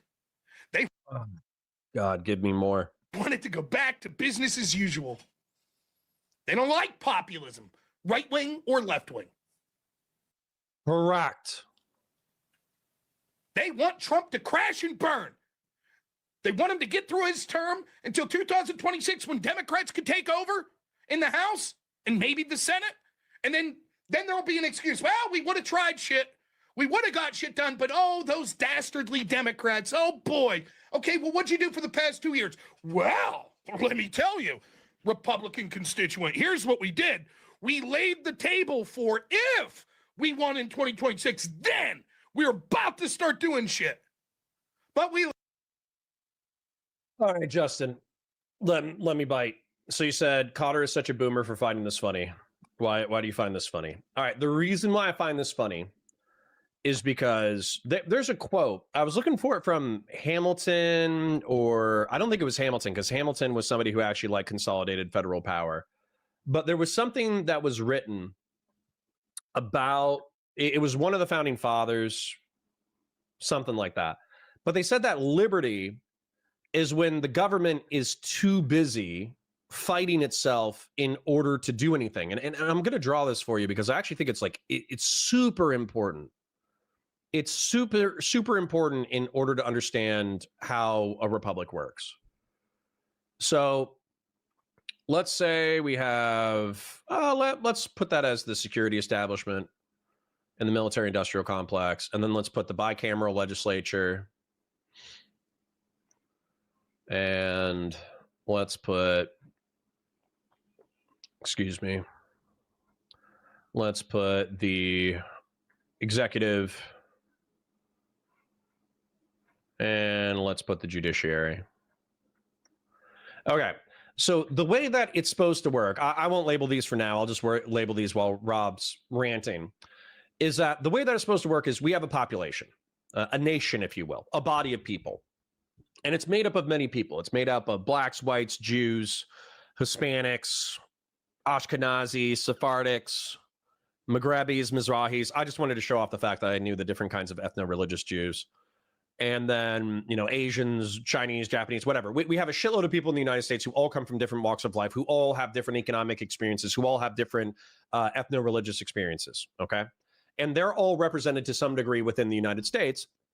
And then we have the security establishment. And I would say the security establishment is local law enforcement, federal law enforcement, the military, and the military industrial complex. And that's what safeguards civilization. It's kind of like the final check on American power. And then we have a bicameral legislature, which means that we have two bodies. So we got the House of Representatives, which is more representative of the population because there's more representatives that are correlated with population. And then we have the Senate, which is 2 senators per state. Then we have the executive branch, which is the president and all the offices and administrations underneath him. And then we have the judiciary that's checking on all this. Well, the whole point of this, especially when it comes to liberty, if you're a libertarian or a conservatarian or a liberal, you should not need the federal government or the security establishment in order to function. It's nice to have, right? Like the having police be able to respond, have a military that defends you is good. Having food stamps in case you fall into hard times is good. Having disability so you can subsidize your paychecks in case you're unable to work. These are all good things, but you should be able to survive as an independent entity if you're somebody who truly believes in maximal human freedom. As a libertarian or a liberal, you should wake up. You should drink coffee that you bought from the local grocery store. You should be able to go to work and be productive 40 to 60 hours a week, and you should pay your bills. And this should largely be something that's done without intercession from the federal government. And the federal government is designed on purpose. I forget the exact quote from the founding father that I'm thinking, but they said, when government is busy with its own bullshit, that's when people are the most free. That's effectively the quote. And so the reason why we have a bicameral legislature, the reason why we have veto power invested in the executive, the reason why we have the judiciary in order to cut down at the knees, the executive and the legislative, is because the government can be onerous. The government can be unwieldy. The government can overcompensate and screw over the liberty of its citizens. And so fighting for what's important is hard. And getting consensus, not only amongst the population, but amongst the legislature and the presidency, is hard. It's difficult on purpose because you're not supposed to use the federal government in order to survive. You're not supposed to use the federal government in order to affect your everyday life. You're supposed to pay your taxes and then live your life. And that's what a free society should be. So the fact that Rob is complaining about the fact that the Senate and the House of Representatives are obstructing Donald Trump from being king, and Donald Trump has already done insane amounts of damage to the Republic as is, good. They're doing their jobs. I'm proud of them. If the Republicans, as much as they're a bunch of vampiric, manipulative, low tax cut fudge sticks, as much as they might be a part of the problem in reference to the dysfunctions of our modern society, if they are looking at Trump and they're like, wow, this guy's a stupid asshole and I can't wait for him to be out of power, I'm going to pretend that I support him for now just because that's what's necessary. But in a year, once we're lame ducks, I'm going to go back to doing my own thing. That is based. That makes me happy. Rob's frustrations with the federal government make me happy. It makes me happy that Donald Trump isn't king. It makes me happy that he's not going to have a third term. It makes me happy that even his own constituents view him as a failure. That makes me happy. It means that while the 2024 election is devastating, that I live in a country that's so stupid that they elected this asshole into office again. It's also devastating to me that hundreds of thousands or millions of people had to lose their lives unnecessarily in order to learn this lesson. The fact that Donald Trump is going to be a footnote of history who was unable to become dictator of the United States, it genuinely warms my heart. Rob Noerr and his ilk's frustration warms my heart.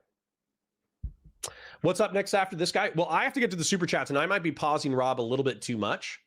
There's a super chat, and maybe I'll save us the time because he's going to have a moment here in a moment where he's going to be breathing so hard that it might be audible through your speakers. I might not be able to hear it because I'm playing it through speakers, but I did find it so funny that Rob got so mad and he yelled for so long that he was out of breath. I've done that before, but I have a noise gate. I have a noise filter, so you shouldn't be able to hear me when I'm out of breath.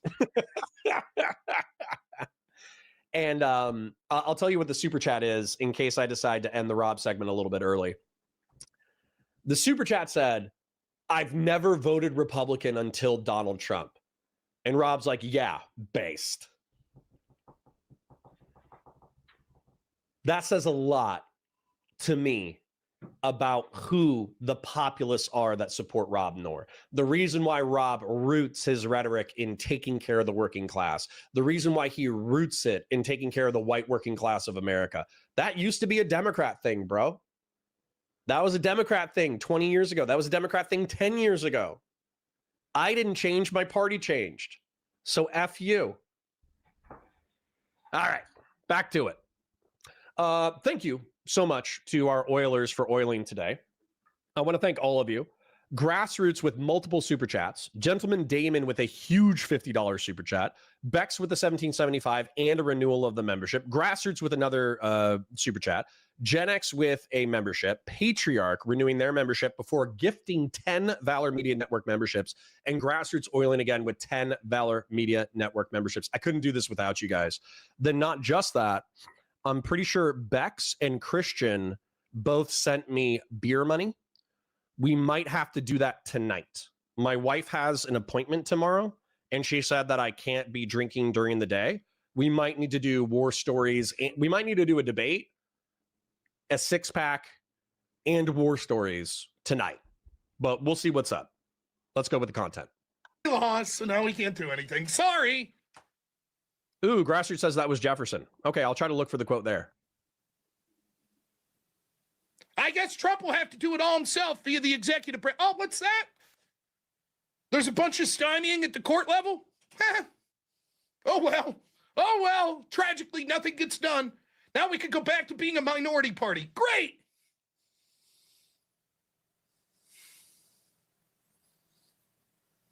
There it is. I heard it. I heard it. I heard it. That's it. That's who the Republicans are. That's what their donor class wants them to be. You're not part of their constituency. They say you are, but they do not give a fuck.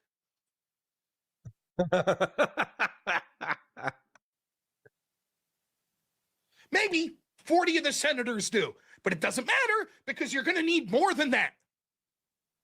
Because none of the Democrats do. So nothing will get done. The people who shut down the government for a month in order to get you healthcare subsidies and also try to get you full SNAP benefits are the people who don't care about the working plebeian masses. Hilarious. I'm going to use a restroom and get some water. I'll be right back. But trust me, this is the peak. You're going to enjoy it. Let it flow. But Rob, you know what they need to do? Nuke the filibuster. Then, what would that do? Nuke the filibuster, and for what? So we only need 50 votes? So that you could see 3 or 4 of the Republicans you would need would be like, well, now we have to vote against everything. You think that there's enough Republicans in the Senate to actually do things that are significantly beneficial? Like, I don't know, ending mail-in voting? Going after the corrupt people in the FBI and all these other executive agencies? You think that? You really think that? All's ending the filibuster. I mean, the one upside is you'd finally truly get to see what the Republican Party is, because they can't wait to say, well, we would have changed shit, but we needed like 8 Democrats on board and we couldn't get it. So, then they wouldn't have that excuse and they would be like, well,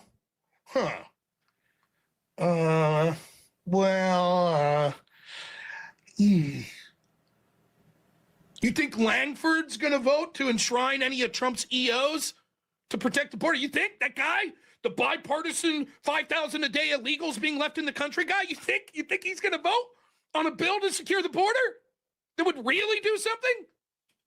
Right now, he can pretend he would because he'd need Democrats. If you end the filibuster, then he'd be like, oh, I can't do it. We need bipartisan. I need something bipartisan. But hey, it would prime the pump for the Democrats to come right in and be like, hey, no more filibuster. Great, let's lock up Republicans. Let's start aggressively going after people that are protesting abortion. Let's do it. Throw them in prison. Oh, what's that? You want to question election results? Fuck you too, prison. Shrug.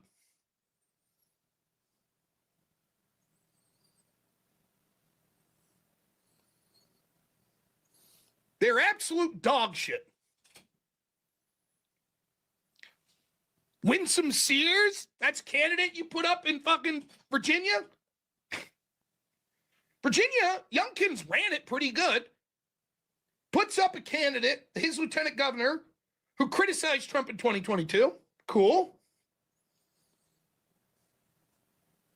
And gets absolutely shellacked to one of the most vapid, dumb debate performances I've ever seen in Abigail Spanger, or whatever the hell her name is, who refuses to remove the endorsement of Jay Jones, who wants to kill Republican children. And they couldn't win. They got crushed. That's how fucking bad the Republicans are.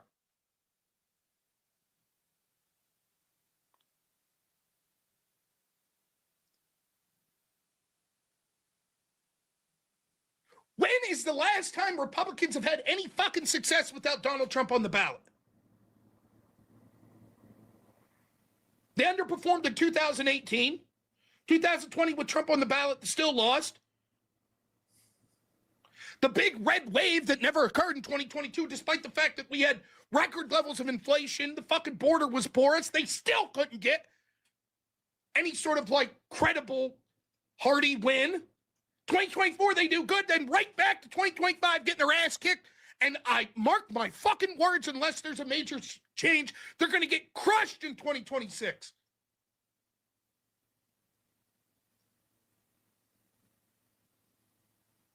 Oh, dude, I just heard another one.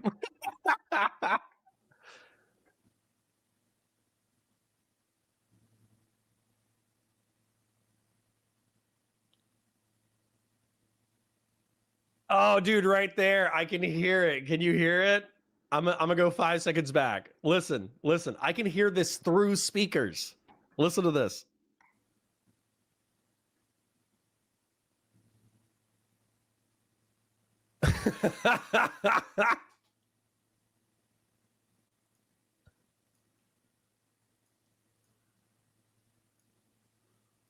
What executive order of Trump's have they even? Bro, listen. I'm a cop to it, okay? When I get passionate, I can breathe hard.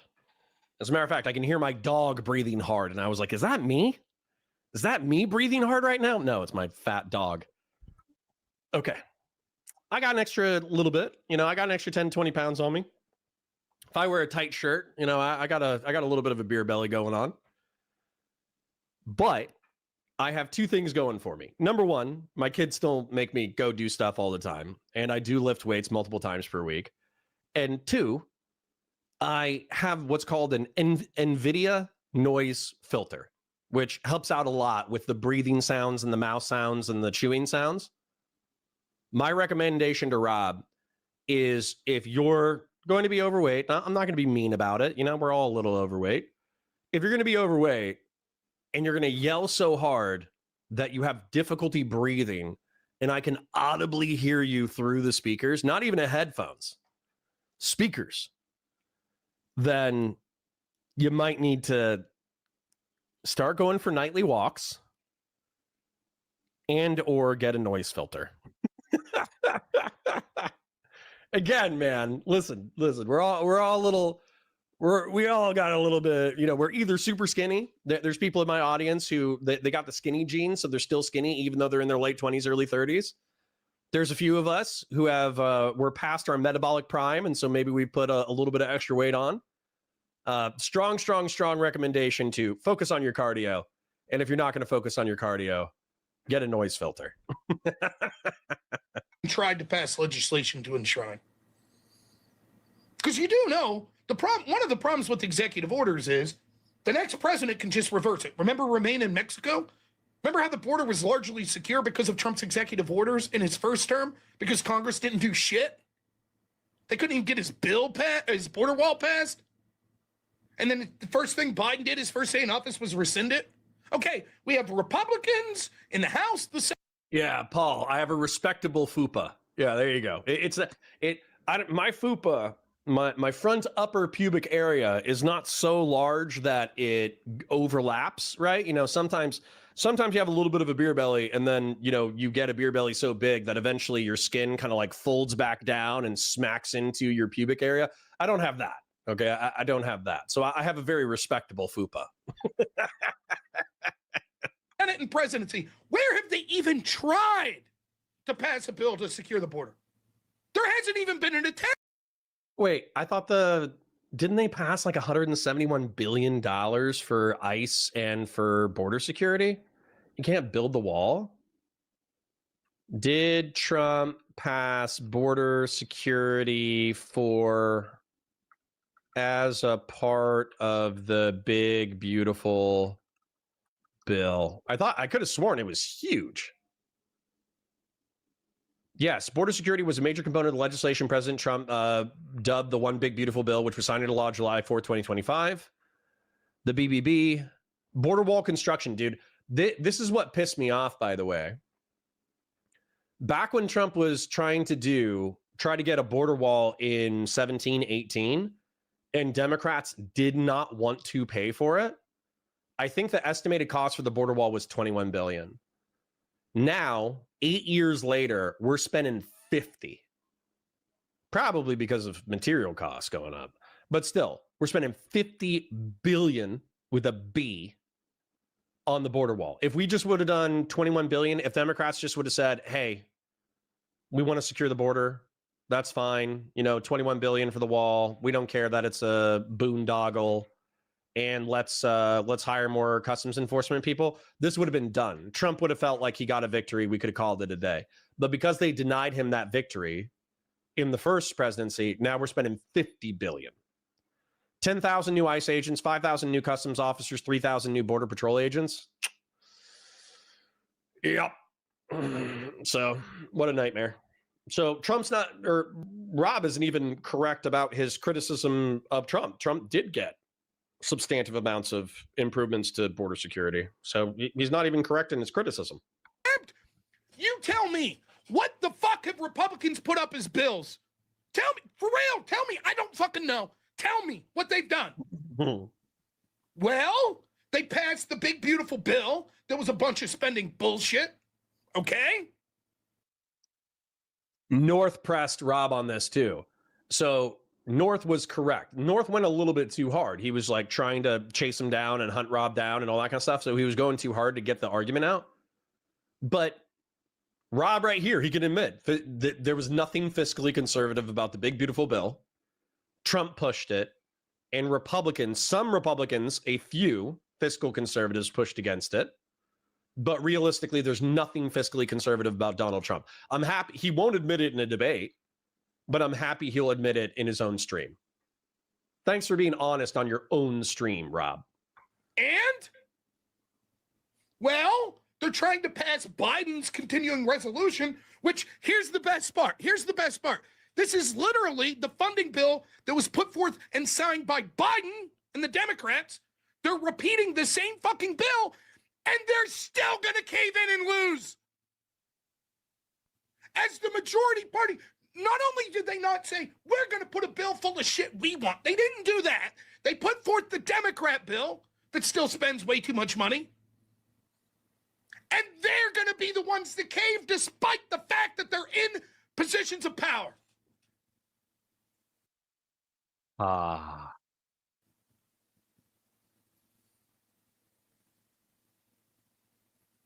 But hey, listen.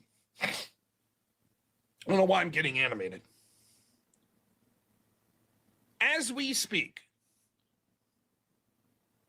I'm sure that Lindsey Graham is crafting the strongest worded letter you have ever seen.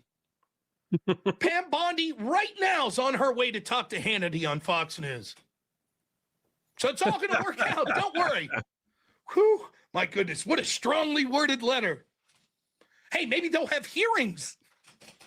That'll do something this time.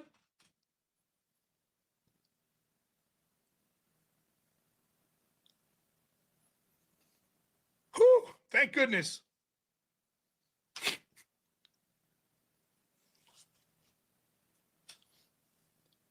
Want to know why Ma'am Donnie won? Because despite the fact of how powerful the propaganda machine is in this country, and it's mighty powerful, it's impressive how powerful it is. It's so fucking powerful that it's able to make you forget about Charlie Kirk that was assassinated 2 weeks later. To make you forget of 2 assassination attempts at Donald Trump. Hey, remember when that left-wing nut job climbed on top of a building and shot at ICE agents and killed 2 detainees? No? I don't blame you. It's up. Short says, isn't the ones that the Dems had caved? This rant was before that. But realistically, he's just saying that the big, beautiful bill wasn't even necessarily like a Trump ideal bill. Because the Trump ideal bill would have been cutting $2 trillion worth of spending because that's what Doge promised. They said, oh, we'll cut federal spending by 33%. We'll balance the budget. Then they recommended $150 billion to Congress, and then they cut 10. And the 10 that they cut was the dumbest thing that they could have cut. So Doge, total failure. And then big, beautiful bill, not only did it keep the $6 trillion in spending that we do every year that runs a $2 trillion deficit, but on top of that, they cut taxes. So it's one of the worst fiscal bills in American history. It will, that's my light, but it did not hit me. It just hit my microphone. It will add $10 trillion to the deficit. So while Rob is talking about feeding American families, he also doesn't want to spend any money on feeding American families. Let me click this and fix my light. Powerful it is. Oh, and by the way, before we get to Ma'am Donnie, have the Republicans even been able to do the bare minimum on that? Of course they didn't, do anything meaningful with legislation or shit. That would perish the fucking thought. That would be way too much to ask, right? Of course not. But could they even get the fucking political messaging right?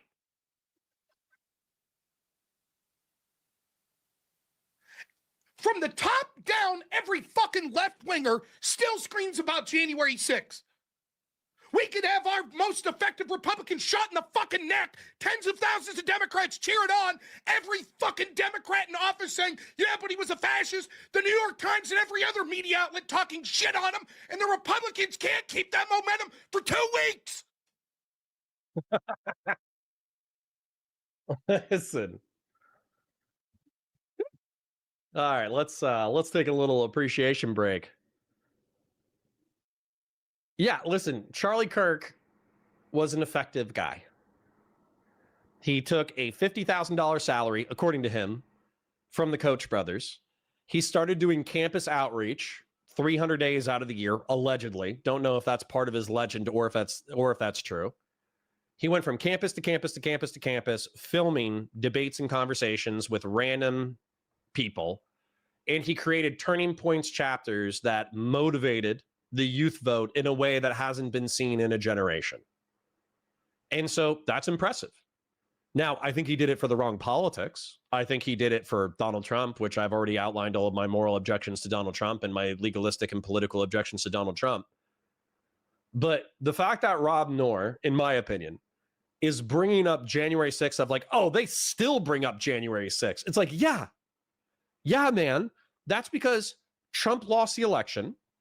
He could not prove outcome-determinative voter fraud. His DOJ, Bill Barr, all of his sycophants said that they couldn't prove it. And then he said, well, I'm probably in trouble, so I need to win anyway. So how do we do this? And then Eastman, a lawyer that was in his employ, said, well, what we could do is we could say, oh, well, we're still appealing. There's provable fraud in all of these states, which there wasn't. And as a result, the vice president is not a ceremonial role over counting the electoral stuff. He can dismiss the votes from states that we are contending and just say that they're invalid, and then that'll make Trump president. And then if Congress says, oh, well, if we can't count the votes, then we need to vote on it in the House of Representatives, that also gives us the presidency. And then we'll let them appeal it in court. So he actually tried to overthrow the Republic of the United States. He tried to use a riotous mob to pressure the vice president of the United States to vacate an election because his ego was hurt because he lost. So yeah, that's kind of a big deal. That's more important than one guy getting shot. If I got shot, or if Steven got shot, or if Hassan Piker got shot, it would be big news for like 2 weeks. And then after that, the world would spin on and somebody would replace our niche within the ecosystem of Twitch and YouTube politics or online politics. But like we're relatively small fish. Overthrowing a 250-year-old republic is going to be one of the bigger deals. So yeah, you're gosh darn right that anybody who is anti-Trump should be bringing up January 6, 2021 in perpetuity. And then it should also be true that Charlie Kirk, while an important man in his own way, he will be forgotten by history. It'll be a footnote.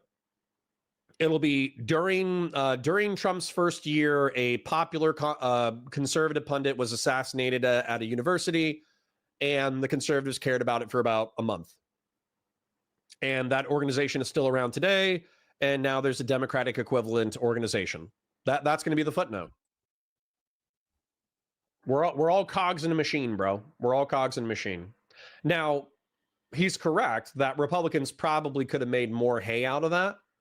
But at the same time, they made a lot of hay out of his funeral. So while they might not have been pushing it recently within the past 2 or 3 weeks, they still bring it up as a talking point every now and then. And they really pushed it hard during the Charlie Kirk funeral. So, yeah.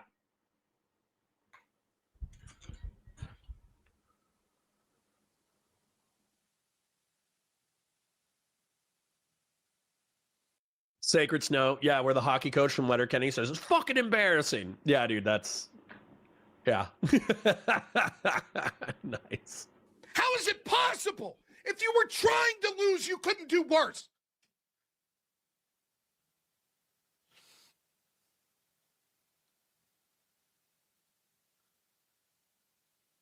They're fucking wretched.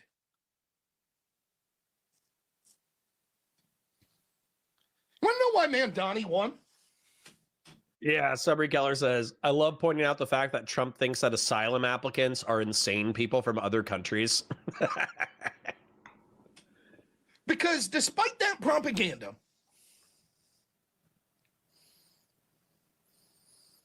you can't fool the people on certain issues anymore. When I was listening to this the first time, I was like, can you though? Can you fool the American people multiple times on the same issue? I mean, I would argue that you and your ilk were fooled multiple times on the same issue. That's what I would argue. Now, look, I think the economy's better than Democrats are leading on, but it ain't good. And just like I criticize Biden's administration for constantly saying, economy's great, Jack, greatest economy ever. What the fuck's Trump out there saying? He's building ballrooms at Mar-a-Lago, having parties saying, we've entered the golden age. The average age of a first-time homeowner in this country is 40 fucking years old. 40. First-time home buyer. That's me. That's pathetic. It's fucking pathetic. No one expects Trump to work miracles. You didn't expect things to go back down to pre-pandemic levels, price-wise. And certainly things were way worse under the Biden administration. But people are struggling. Okay. This is another thing that pisses me off, okay? Let me do a new one. New, save. Frustrations with a republic. I'll label this one later. It's not a big deal. So Rob Noerr, a Republican, a conservative, a MAGA guy who thinks that he can say who's actually Republican, who's actually conservative, is frustrated that we live in a republic where Donald Trump cannot be king. I'm shocked. I know you guys are as shocked as I am shocked. Okay. Now, what was he saying? He just said it a second ago, and I knew it was something I wanted to draw. Things were way worse under the Biden administration. Oh, okay. This one's actually very, very, very simple. Okay. There are apparently multiple kinds of inflation, and I'm going to draw the ones that I know. And I think some people could probably tell me other ones. But the main one that I think most people talk about, because they kind of predict the fall of industrial economies, are two factors. This is what I've been told is one of the largest predictors of inflation is decrease in production and then an increase in money supply. Okay? That's like the main one is the one. This is the one that like kills countries. Because what happens is, since there's a decrease in production, you have to print more money so poor people can still afford to get basic consumer goods. But then you print more money, and then the poor people can barely survive, which decreases production more, and then you effectively get into a death spiral that destroys, the country that you're in. So this is like the main one that people care about. The other one that I think I've heard is supply side decrease with a demand side increase. Now, I don't know if this is technically inflation, but somebody could tell me if this is technically considered inflation. I would just consider this like market forces, but I'm just going to write it down until somebody decrease in production and then increase in demand. And so this actually applies to a lot of what we're talking about right now. So let's talk about this real quick. COVID was one of the worst I think it's the worst economic catastrophe since the Great Depression.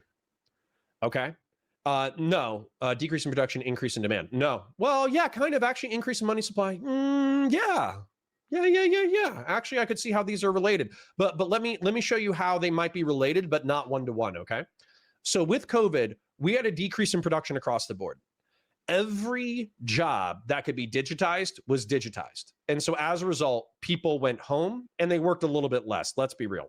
I worked hard from home, But realistically, plenty of people just sat in their pajamas and then did what was necessary in order to not get fired. That was a lot of people when they went home. And then the Trump and everybody knew that in order for poor people to survive, they had to increase money supply. That was the stimulus. Trump did the stimulus. Trump put his money on the checks. So for Rob to be such a political ignoramus that during Trump, the inflation hadn't kicked in yet, but then a month or two later or 6 months later, the inflation went through the roof, that's either you're an idiot or you're lying, okay? Because obviously the economy works on a lag. So Bidenflation, quote unquote, is the product of COVID. In my mind, obviously so, okay? And Democrats wanting to do stimulus probably didn't help, but also you have to balance people starving to death versus the health of the economy. Now, a decrease in production versus an increase in demand. What I would say, the reason why I wouldn't make these one-to-one is because let's say housing shortage, and then let's put 50-year mortgage over here. Let's say that people are stupid enough, no offense, because if you want a house, you want a house. Let's say people are dumb enough to sign up for a 50-year mortgage. Well, that's going to increase demand. At the same time, the government is not building new housing. So what I wouldn't say this is the same as the COVID lockdowns / stimulus. So once again, my point to Rob and to any Republican or Trump sycophant in my audience or who happens to click on this video is Trump is currently presiding over two inflationary concepts. He was in charge of the COVID stimulus and lockdowns. He presided over that. And then the housing shortage being made up for with a 50-year mortgage. That's one of the dumbest fucking policies I've ever heard in my entire life. So anyways, Trump's a stupid moron. Let me say that. Save as inflation. Inflation 2. Apparently we did it once before. If somebody has another kind of inflation, please let me know. It's been a while since I took my microecon and macroecon. But people are struggling. They are. And you might say that's Biden's fault. Maybe. And yet, the message from the Republicans is great economy, dude. It's doing awesome. Okay.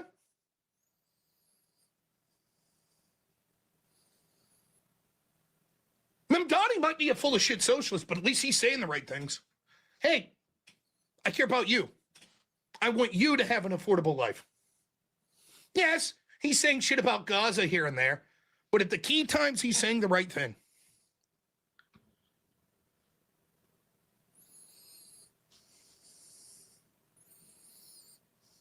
All right, I'm going to fast forward a little bit because I want to get to this, okay? So he gets done with Mamdani, and believe it or not, he actually, this is probably the crescendo. After it's done with Nick, I'm probably going to wrap it up and move into the next segment just because I feel my attention kind of waning on the topic. Rob Noerr freaking out has given me life. It's allowed me to talk about things that I want to talk about. And as like a mid-segment summary, I'm just going to say, Rob recognizing that his audience are Democrats who are voted for Trump because Trump was the first Republican that they ever voted for. Recognizing that Trump and the Republican Party are at odds and the Republican Party hates his guts. The establishment hates his guts and can't wait for him to be out of power. That makes me so happy. And then Republicans and MAGA passing like limited things like border security and tax cuts, but not really being interested in normal policies that help out the working class of America, and him endorsing working class rhetoric of a socialist, of a communist.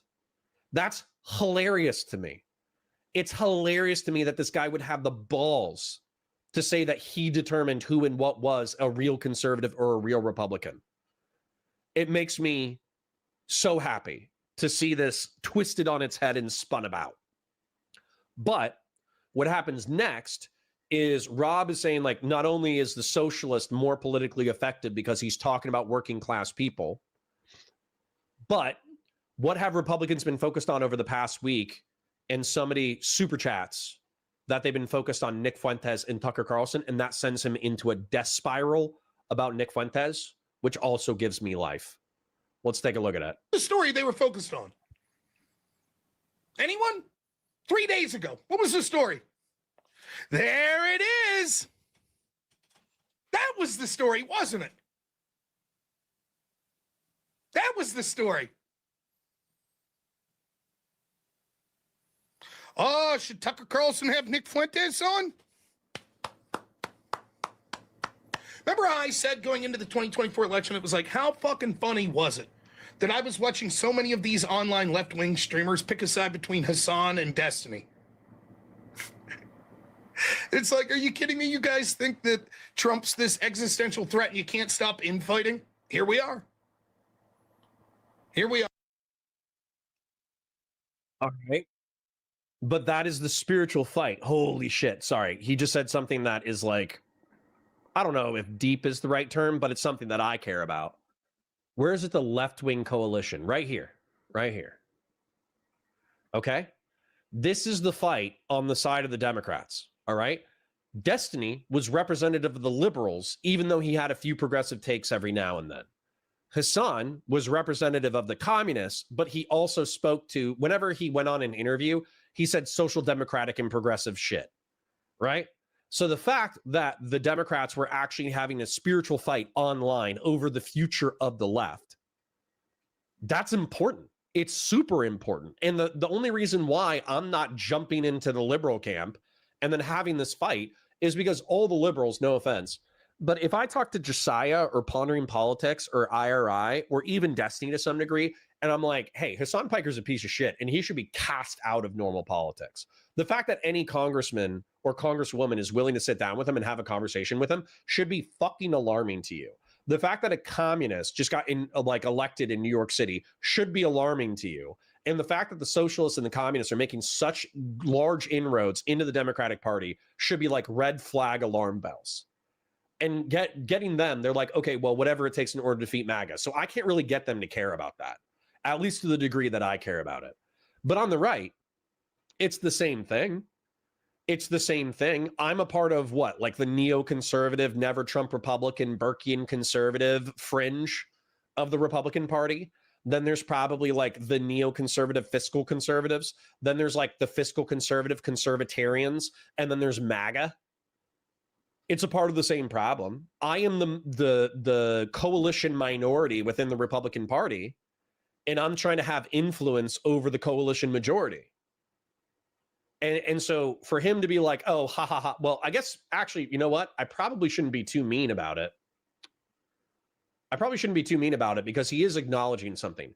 He's acknowledging that the Republicans are not without fault within this dynamic. And now it's Trump versus everybody who hates Trump. So actually, you know what? Credit where credit is due. Yeah. Oh, and sorry, the new fight is Nick Fuentes allowed to be a part of our coalition? That's the big story. And then we lose. Who would have thought? It doesn't matter if you think they're garbage or not. The left wants to kill you. Can we? 114.05, bro. Can we gotta make that.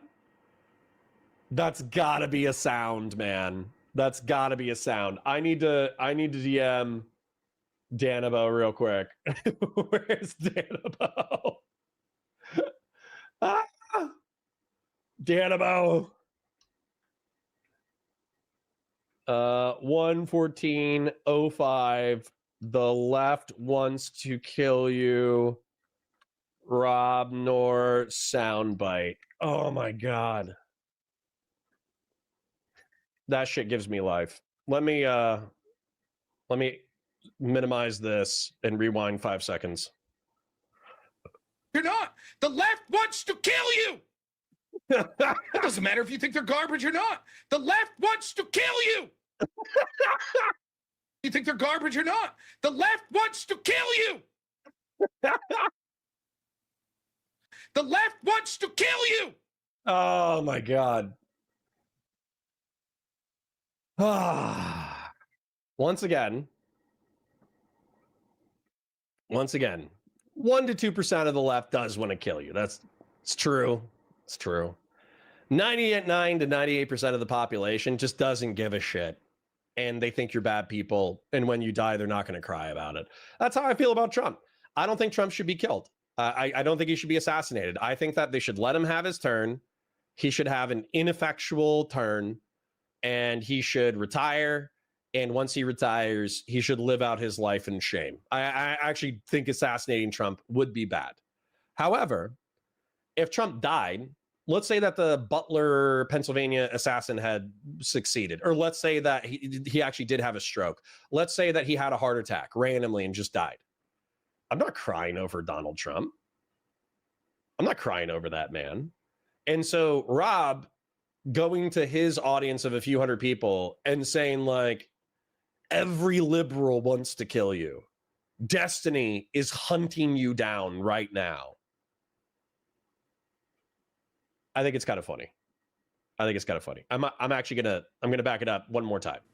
It doesn't matter if you think they're garbage or not. The left wants to kill you. Christ. Well, I don't like the fact that Tucker Carlson talked to Nick Fuentes. Yeah, the dude running for attorney general in Virginia, I don't know if you knew this, he says he wants Republicans' children to die. That's what he wants. Now, we saw what they did to Charlie Kirk. We saw tens of thousands of people cheered on. Not one prominent Democrat other than John Fetterman that I know of said that they would refuse to endorse this guy. What's your comment on it? Well, I don't particularly like Nick Fuentes. I don't know why Tucker's platforming him. Right, but back to the Democrats that want you dead. Yeah, I just don't get the Nick Fuentes thing. I don't get it. And what is Candace Owens saying? Okay. Well, Candace Owens is saying that TPUSA and the Israeli government assassinated Charlie Kirk because he was turning his back on Israel. And realistically, J.D. Vance and Erica Kirk were planning his demise. That way they could fill his power vacuum and take over one of the most powerful youth organization movements in the country. That's what Candace Owens said. Candace Owens said all of Charlie Kirk's closest friends and family members and political allies murdered him so they could fill in the power gap. So yeah, it's kind of weird because I think Candace Owens is one of the biggest podcasts in the United States of America. At least that's what she was claiming on Twitter the other day. So yeah, the right wing becoming increasingly detached from reality and schizophrenic is kind of important. Like if you care about reality and truth, it's kind of important.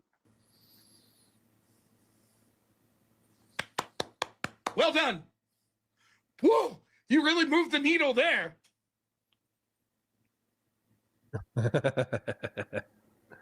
Grassroots getting spicy. Fuentes also wants Republicans to die if they're in the wrong race. I guess we should really highlight that when he runs for attorney general, huh? Oh, wait, what's that? He's not? Oh, well, let's focus on that instead of, the Democrats in positions of power. Good shit.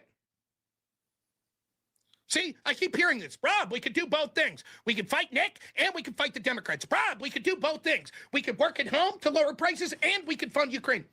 Sure, we could do that. How'd that work out yesterday? Yeah, because you can't prioritize multiple things at once. That's not how politics works. You can only do one thing at once. And the one thing that you need to do is sucking off Trump, because we haven't done enough of that. Okay. We haven't sucked off Trump enough. If we suck him off just one more time, we'll have Christian conservative MAGA Republicanism. Just one more suck. Just one more suck. And then boom, MAGA America, an economic golden age, peace and prosperity, peace, truth, strength. Just one more tweet about how Trump is amazing and everybody around him is garbage. And then boom, we got it. Doobie for 20 says, fix that thing I sent you a DM about. Should be updated on the site now, just FYI. Well, thanks, buddy. Thanks, Doobie. Doobie, not only thank you for the super chat, but also thank you in reference to King Solidus. King Solidus is at $1,200. right now, and we're trying to get him to 2,000. I think 2,000 is his medical deductible, and we're trying to help him fix his shoulder. I'll find the GoFundMe link and I'll share it in a second. But I do want to thank everybody who supported the channel real quick.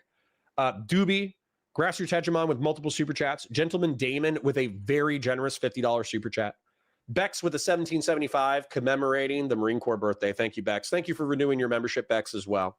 Gen X, thank you for renewing your membership. Patriarch, thank you for renewing your membership. And also thank you for gifting 10 Valor Media Network memberships. And thank you, Grassroots Hegemon, for 10 gifted Valor Media Network memberships. I sincerely appreciate it. Like the stream, share it with your friend, engage in chat. We have lots of funny, interesting, smart, cool people in chat. Super chats if you got them, memberships if you got them. And then also what I'm going to do is I'm going to pull King Solidus's GoFundMe real quick. So King Solidus is one of our friends. He's a community member. He's been in the community for a bit, and he's kind of a funny guy. But he is a working class fella, and he injured his shoulder, which is kicking his ass. Holy shit. Never mind. I think everything after this is extraneous.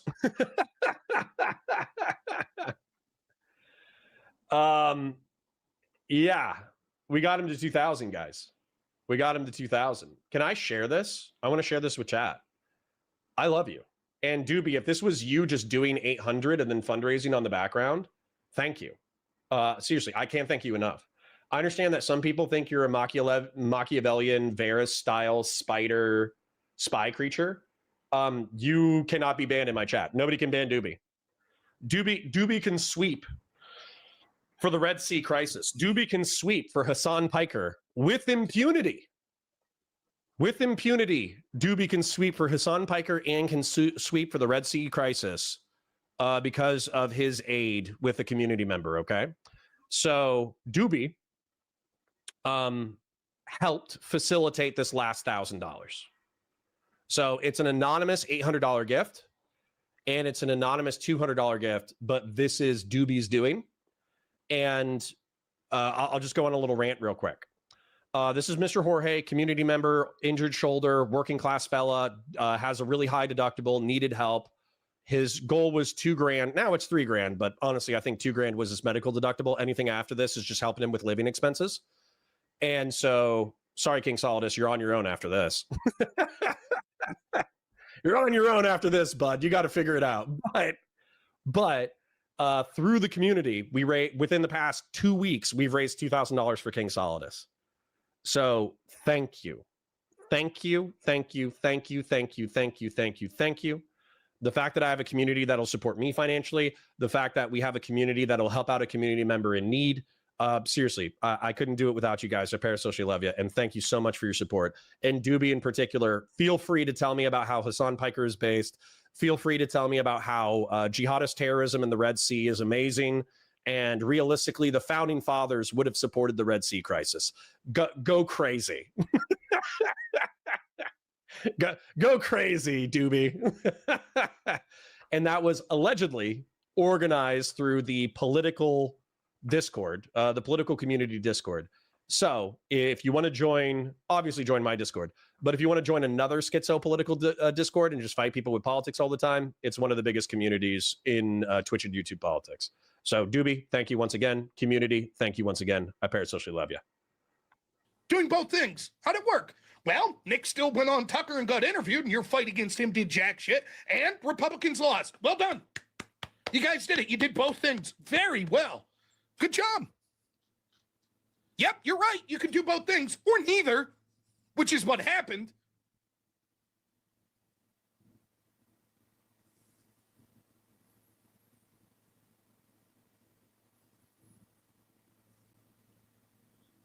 Matt Walsh had it right. After Charlie Kirk, I don't give a fuck. I'll work for Nick Fuentes. I'll work with this. Fuck Nick. All right, hold up. Big Leafy Tree for $7 says, do you think Rob keeps the same overacting voice everywhere? Does my man drive through order like that? Yeah, probably. All right. So let me let me take you back a little bit in time, all right? So I caught flack because I'm gonna go full screen for this one. And if I can thank you guys one more time. So once again, King Solidus, you picked the right community to be a part of. The community of grill hottists helped out a fellow brother in need, and now King Solidus can afford his deductible and can get his shoulder taken care of. So seriously, Doobie, thank you. Thank you so much. And thank you to all the community members. Thank you to Christian Blairs. Thank you to Grassroots Hegemon. Thank you to anybody else who donated. I think I saw Gen X in there. Thank you to Dr. Zayas. Thank you to Patriarch. Thank you to Send Patriarch. Thank you to everybody who's donated today. I parasocially love you, and I genuinely, genuinely, genuinely appreciate it. I want to make this my job, okay? I want to be streaming to you guys for the next decade or two. But the other thing that I want to do is there was a character named Booksmarts who said, what you do when you're small is what you do when you're big. So just do what you do. And that was kind of a call out for me, because if I ever got as big as Destiny, or if I ever got as big as Vosh, I would like to think that I would carve off a healthy chunk of my AdSense revenue and general Super Chat revenue and put it back towards the community. So I think in 2022, if I remember correct, whenever Hurricane Ian was around, Hurricane Ian, we fundraised around $4,000. We cut down trees. We chopped up wood. We took it off of people's fences. We fixed people's fences. We dried out houses. We dried out buildings. We did all sorts of shit. And if I did work with construction software, if I had to estimate the amount of labor hours and work that we did during Hurricane Ian, off of like a $2,000 to $4,000 investment, we probably did $10,000 to $12,000 worth of work. So, and all of the money was on equipment. We didn't pay any of the volunteers. I think I bought lunch for them a couple of times, and I think we did around $200 in like canned food and all that stuff that we donated to a food shelter. So we basically got in 4,000 and we put out 10 to 12. Okay. And I don't even, maybe I'm exaggerating. That might've been 2,500. That might've been 2,500 in, but it was still 10 to 12 out. Then we did a fundraiser for Ukraine. We got around $4,000. Then we did a fundraiser for King Solidus just now, and we just did 2. We are a really small community. We're only around 100 people. The fact that we have such strong Oilers within the community who are willing to back us that way warms my heart to a degree that I can't even share. But let's get into sex stuff. Okay. So back in 24, it was February of 24, Vosh, a lefty streamer, got into trouble. And what had happened was, I think around October of 23, PV approached me and they said, hey, we'll pay you XYZ amount of dollars per month in order to be a consultant on us doing canvassing events and volunteer events. We know that you're a Republican, but we want you to work with us in order to do anti-Trump stuff. And I was like, awesome. I would love to share my insights on Trump stuff. And so we had like a weekly meeting, and we also had canvassing events in Cincinnati and Milwaukee that were largely funded by DGG, or largely taken care of by DGG. And then VGG, Bosch's community, did an event in New York.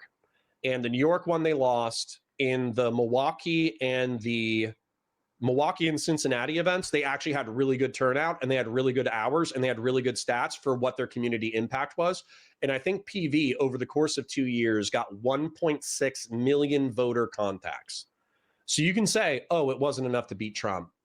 But at the same time, like, how many voter contacts did you individually get if you're a critic of PV? You know, like if you voted, okay, PV contacted 1.6 million voters in order to try to get them to the polls. How much that moved the needle, I have no idea. Okay, it's just the stat that I think is most impressive. So anyways, in February of 24, I caught flack because I had criticized the drama streamer Chud Logic for normalizing food shops. I thought normalizing food shops was cringe. I thought it was lame. I thought it was bad. I thought that Chud Logic's friendship with Mr. Girl had kind of blinded him to the amount of lolicons that were in his community, and that he was pulling punches in order to keep the peace. And I said that to his face.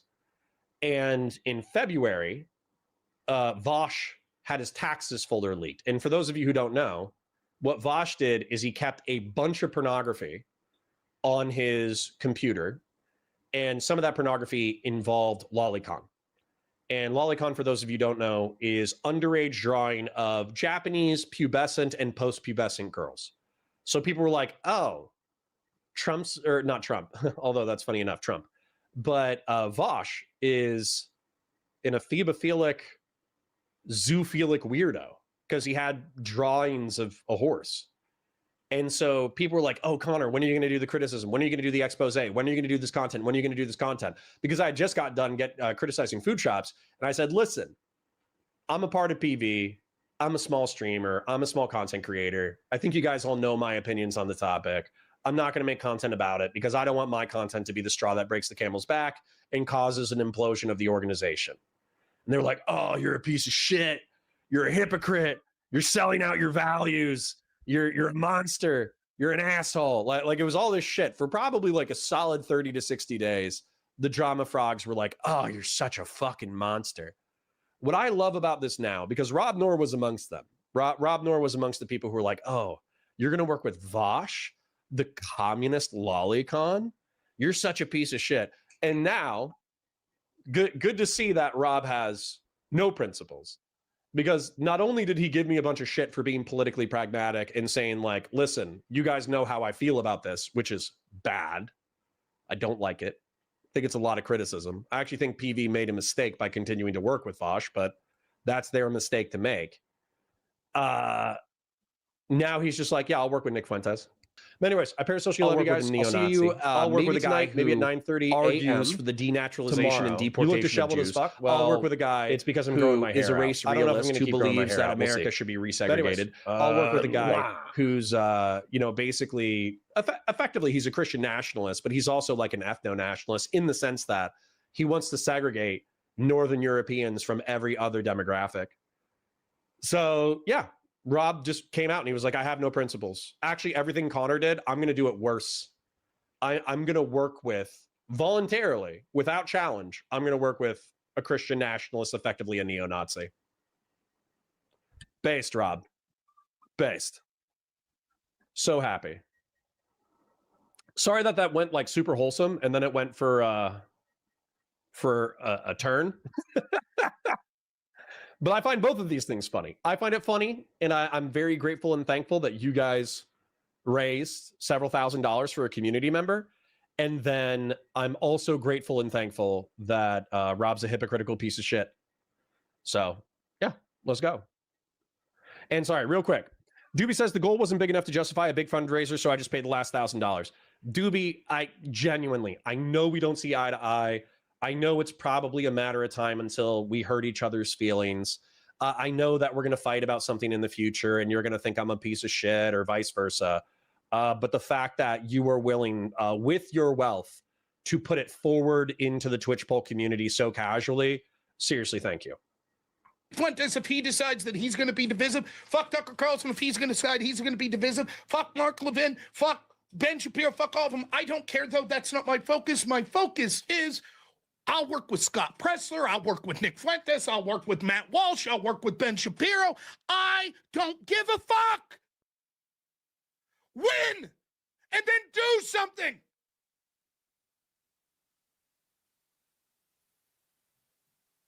Oh.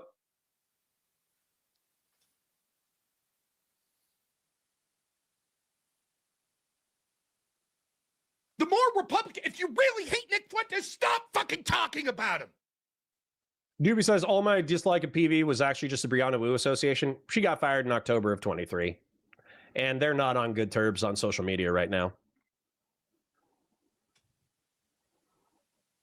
Nick goes out and Tucker Carlson. People say the vast majority of the coverage that came from that was Republicans bitching about it, which then Democrats say, look what even Republicans are saying, how bad the Republican Party's getting. Congratulations.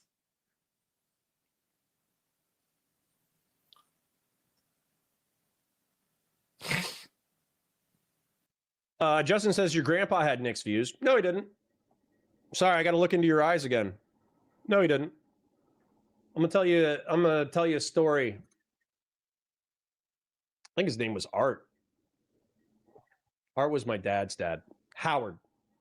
My mom's dad. I'm gonna tell you about Howard, because Howard was a tough guy. All right. Howard was born in the 20s, Great Depression, raised in Boston, tough kid. And his family was okay. Like they were kind of like middle class, even for the 20s and the 30s. They could afford their houses. They had like a 2,000 square foot house. His dad did some kind of business owner. But Howard was supposed to go to college, and he was supposed to go to University of Pennsylvania. And I think he ended up going to University of Pennsylvania. And so that's an Ivy League school. UPenn is Ivy League. He went to the Wharton School of Business. But before he did that, it was World War II. And so he enlisted in order to join the war. And he heard about a volunteer unit, and they wouldn't tell you what the volunteer unit was until you volunteered for it. And he was like, well, Army's kind of big and lots of Army dudes are getting killed. I'm going to volunteer for the special unit and see if it's cool. The special unit was the Army Air Corps. So my grandfather on my mother's side was there at the infancy of the United States Air Force before it became the United States Air Force. And in 43, he was trained to be a B-17 navigator. And by 44, he was flying bombing missions over Germany. How many bombing missions he did, we actually have no idea, because he refused to talk about any of his combat missions. And one of the things that he told me, I asked him, what did you, excuse me. I asked him because I was in Iraq at the time, and I sent him an email, and I was like, how did you deal with like the stress and anxiety of potential death? And he was like, oh, it was super easy. I just bent over and I kissed my own ass goodbye. And I laughed my ass off. And like in Iraq, I laughed my ass off. I really wish I had a better relationship with Howard, but Howard was a tough man. And so Howard came back from the war, and he was an alcoholic, and allegedly he was quite manipulative with his family. He was not very nice to his family. He separated from his wife at some point. He had a girlfriend at some point. He had, I think, 6 kids with my grandma, who was a great woman, genuinely a great woman, warm, funny, smart as a whip. And so anyways, my grandfather likes to fuck with people, and he's racist the way that I'm racist, where he's kind of racist, but like he likes people. And so Howard, in the 40s or 50s, he was with my mother at the time, because my mom's the one who told me this story. He's going shopping for like a new property, a new house, and he's looking around, he's checking out houses, all that kind of stuff. And this is the 50s, so people are still kind of anti-Semitic. And he goes up to the real estate lady and he's like, this is kind of a nice property. Are there any Jews in the neighborhood? And the real estate lady is kind of like, she's shocked, but she doesn't know how to take it. Like, is it good if the Jews are in the neighborhood, or is it bad if the Jews are in the neighborhood? She goes with bad. And so she's like, I don't think so. And then Howard responds, oh, that's a shame. Jews normally have excellent taste in real estate. And he walks out and doesn't buy the house. And no, I don't agree that Howard was like Nick Fuentes, because Howard's the kind of guy, and Art were the kind of guy that would help somebody, regardless of their race, creed, or color. They would help them change their tire if they were on the side of the road. Howard and Art, as far as I know, they fought in the war, but they didn't relish bloodshed. They weren't enthusiastic about violence. And then not just that, Howard in particular, the B-17 pilot,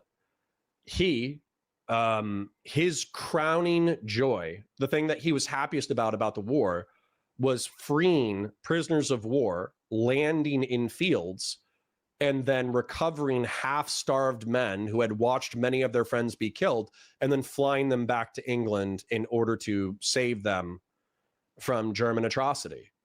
So no, I think that Howard, if he met Nick, he would hit Nick in the face. So I viciously disagree with your characterization of my grandparents. I don't think you knew him, and I think I knew him better than you. And I think the presumption that every 50s American was a Christian nationalist is bullshit. Anyways, back to the content. I want to let Rob spurg out a little bit more, and then we'll let him spurg until he gets the super chats, and then we'll wrap up. There you go. Now, there is a criticism of me, but right now I'm talking about Nick telling people it was a little bit gay. True. Dice5 for 19 bucks says, here's my movie ticket. I'm sneaking food into the theater. Based. Thanks, King. I appreciate you. Stupid to be talking about Nick instead of focusing on the left. And this big brain guy goes, but you're talking about him.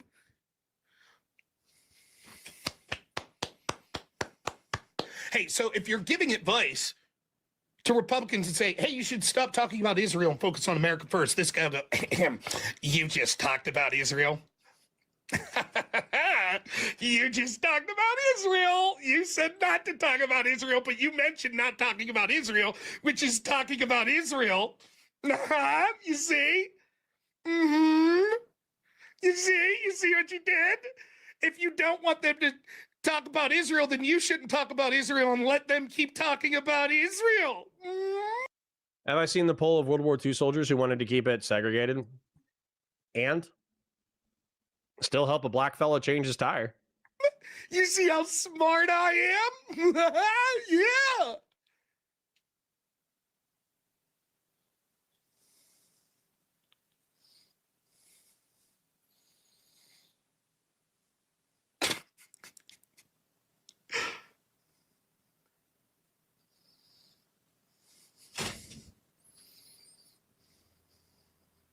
Dead air. Let's go, Rob. Say what you will about Nick Fuentes. The central criticism of his, which I think is oftentimes way too far and very bad for messaging and everything, is Trump administration's more focused on Israel than the United States. And guess what? He's right.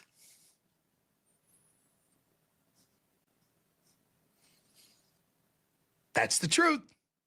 He's right, and the American people see it.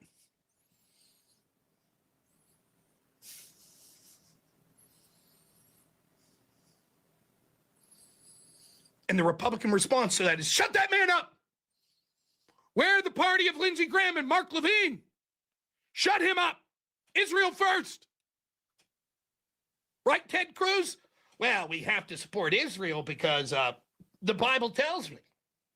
Really? It says support Israel as it exists in 2025. Can you point to me that passage? Mike Pence, I showed you this the other day. Mike Pence said, there's no room. Let's see if I can find it.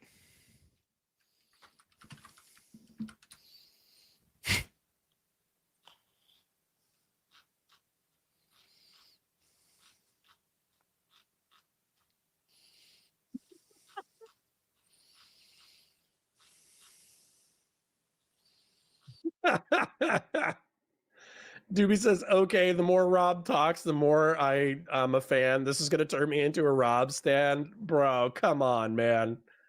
You can't just help out a community member that aggressively. That way you have endless grace within my community and then be like, yeah, you know what? Rob Noerr'S based.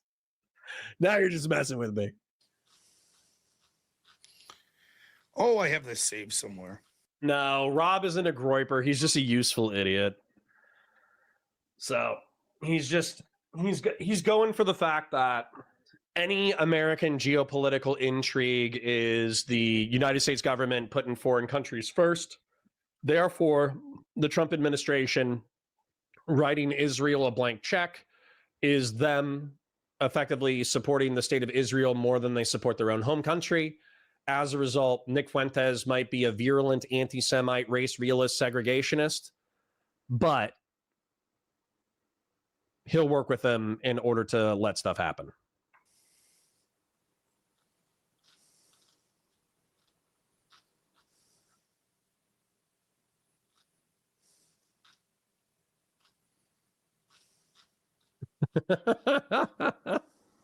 Dude, I gotta shut down the content because Doobie is saying the more Rob goes anti-Israel, the more that he becomes a Rob stan incrementally. I gotta shut down the content. I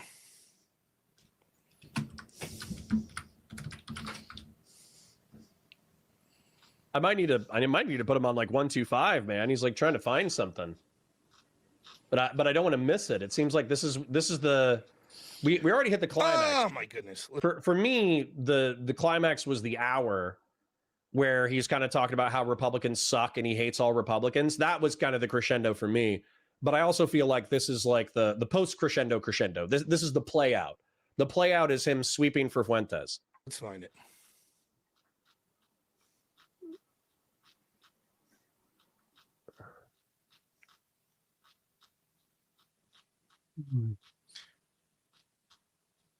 All right, I'm going to fast forward in a second. Could have swore I had this somewhere Oh my God, Rob. from my memory. It'd be nice to get the exact word. It's Mike Pence saying that you cannot be like America first without supporting Israel. Conservative movement for opposing American support. Quote, there's no room in the conservative movement for opposing American support for Israel. And there's absolutely no room in the conservative movement for anti-Semitism. Well, let me repeat that. There's no room. Now there's a little bit of room in the conservative movement for opposing the American support of Israel. That's Mike Pence. Not 4 days ago. I disagree. That doesn't mean I'm going to Jaysberg, that I'm going to say, ethnic Jews need to be kicked out of the country. There's Jews under every bed, this, that, and the other. I ain't saying that. But what the fuck?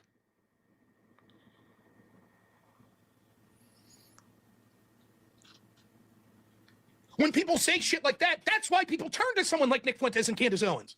What? Excuse me? Huh? What was that? When they hear Ted Cruz saying biblically he has to support Israel, wait, what? Huh? I'm trying to pay my rent. I'm fucking struggling to buy groceries. I can't afford health insurance.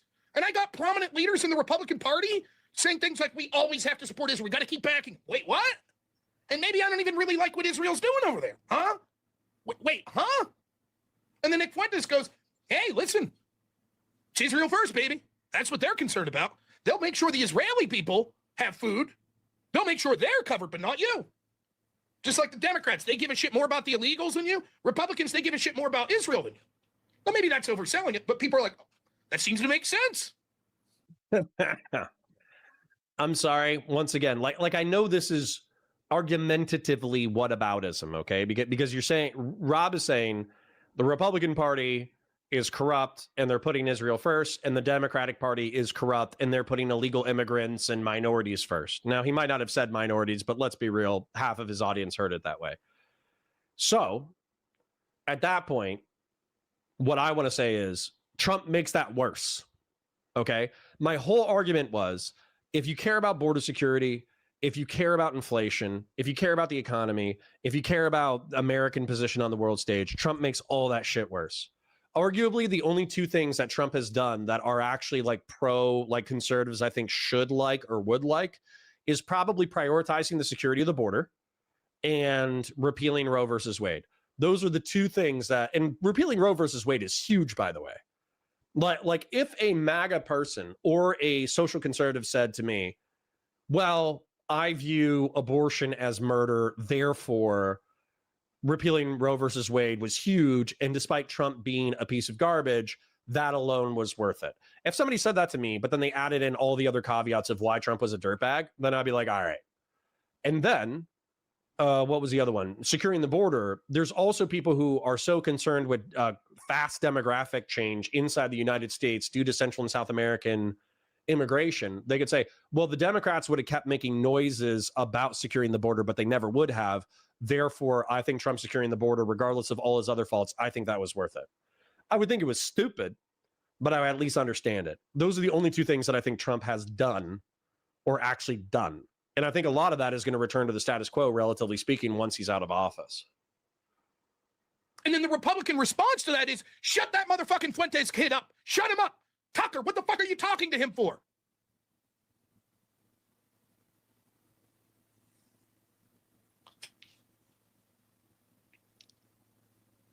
What city in this country do you think has the highest concentration of Jewish people? Or the highest numbers? Number one, the country is the United States. Number two, New York City. I have a guess. I don't know this. I'll look it up.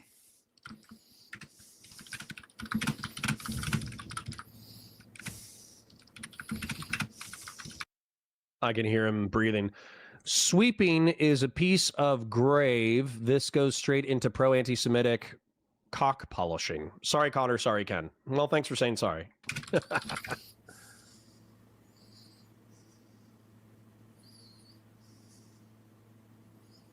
I was right. New York. They just elected a fucking Hamas supporter. New York City just enacted a Hamas supporter. I don't know if he's a Hamas supporter, but I do think he's hiding his power level. Mamdani, he's talking about. Now, how popular do you think the ever-loving support for Israel is if the place that has the most of them is electing the person most antithetical to them? Lou S. says, hey, Connor, how are things going for the channel? When did your wife say the timer runs out on streaming? I hope things are going well. I think she said April, but I think we're doing good, man. I know we're only between like 100 and 150 people on average, and I need to start debating in order to get more people into the community. I need to start going on TikTok and all that kind of stuff. But realistically, we got 2 or 3 people who just oil the shit out of the channel. Just as an example, Grassroots, Hegemon, Patriarchs, M Patriarch, Dr. Zayas, Gen X, Numinax. There's a whole bunch of people who donate. And so I think we punch super high above our weight class. And I want to thank everybody from today. So Grassroots, Patriarch, Gen X, Bex, Gentleman Damon, or Demon, Doobie, Big Leafy Tree, and Dice 5. They've all donated today. So we're actually doing quite well from a financial standpoint.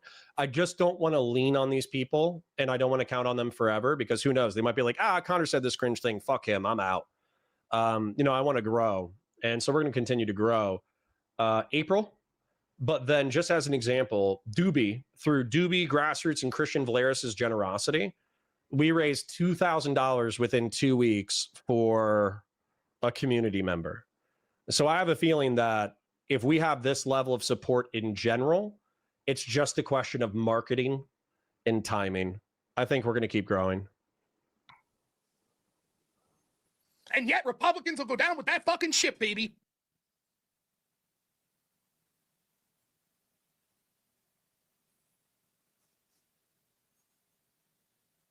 I'm not saying you have to run on hating Israel. Just stop the hyper focus.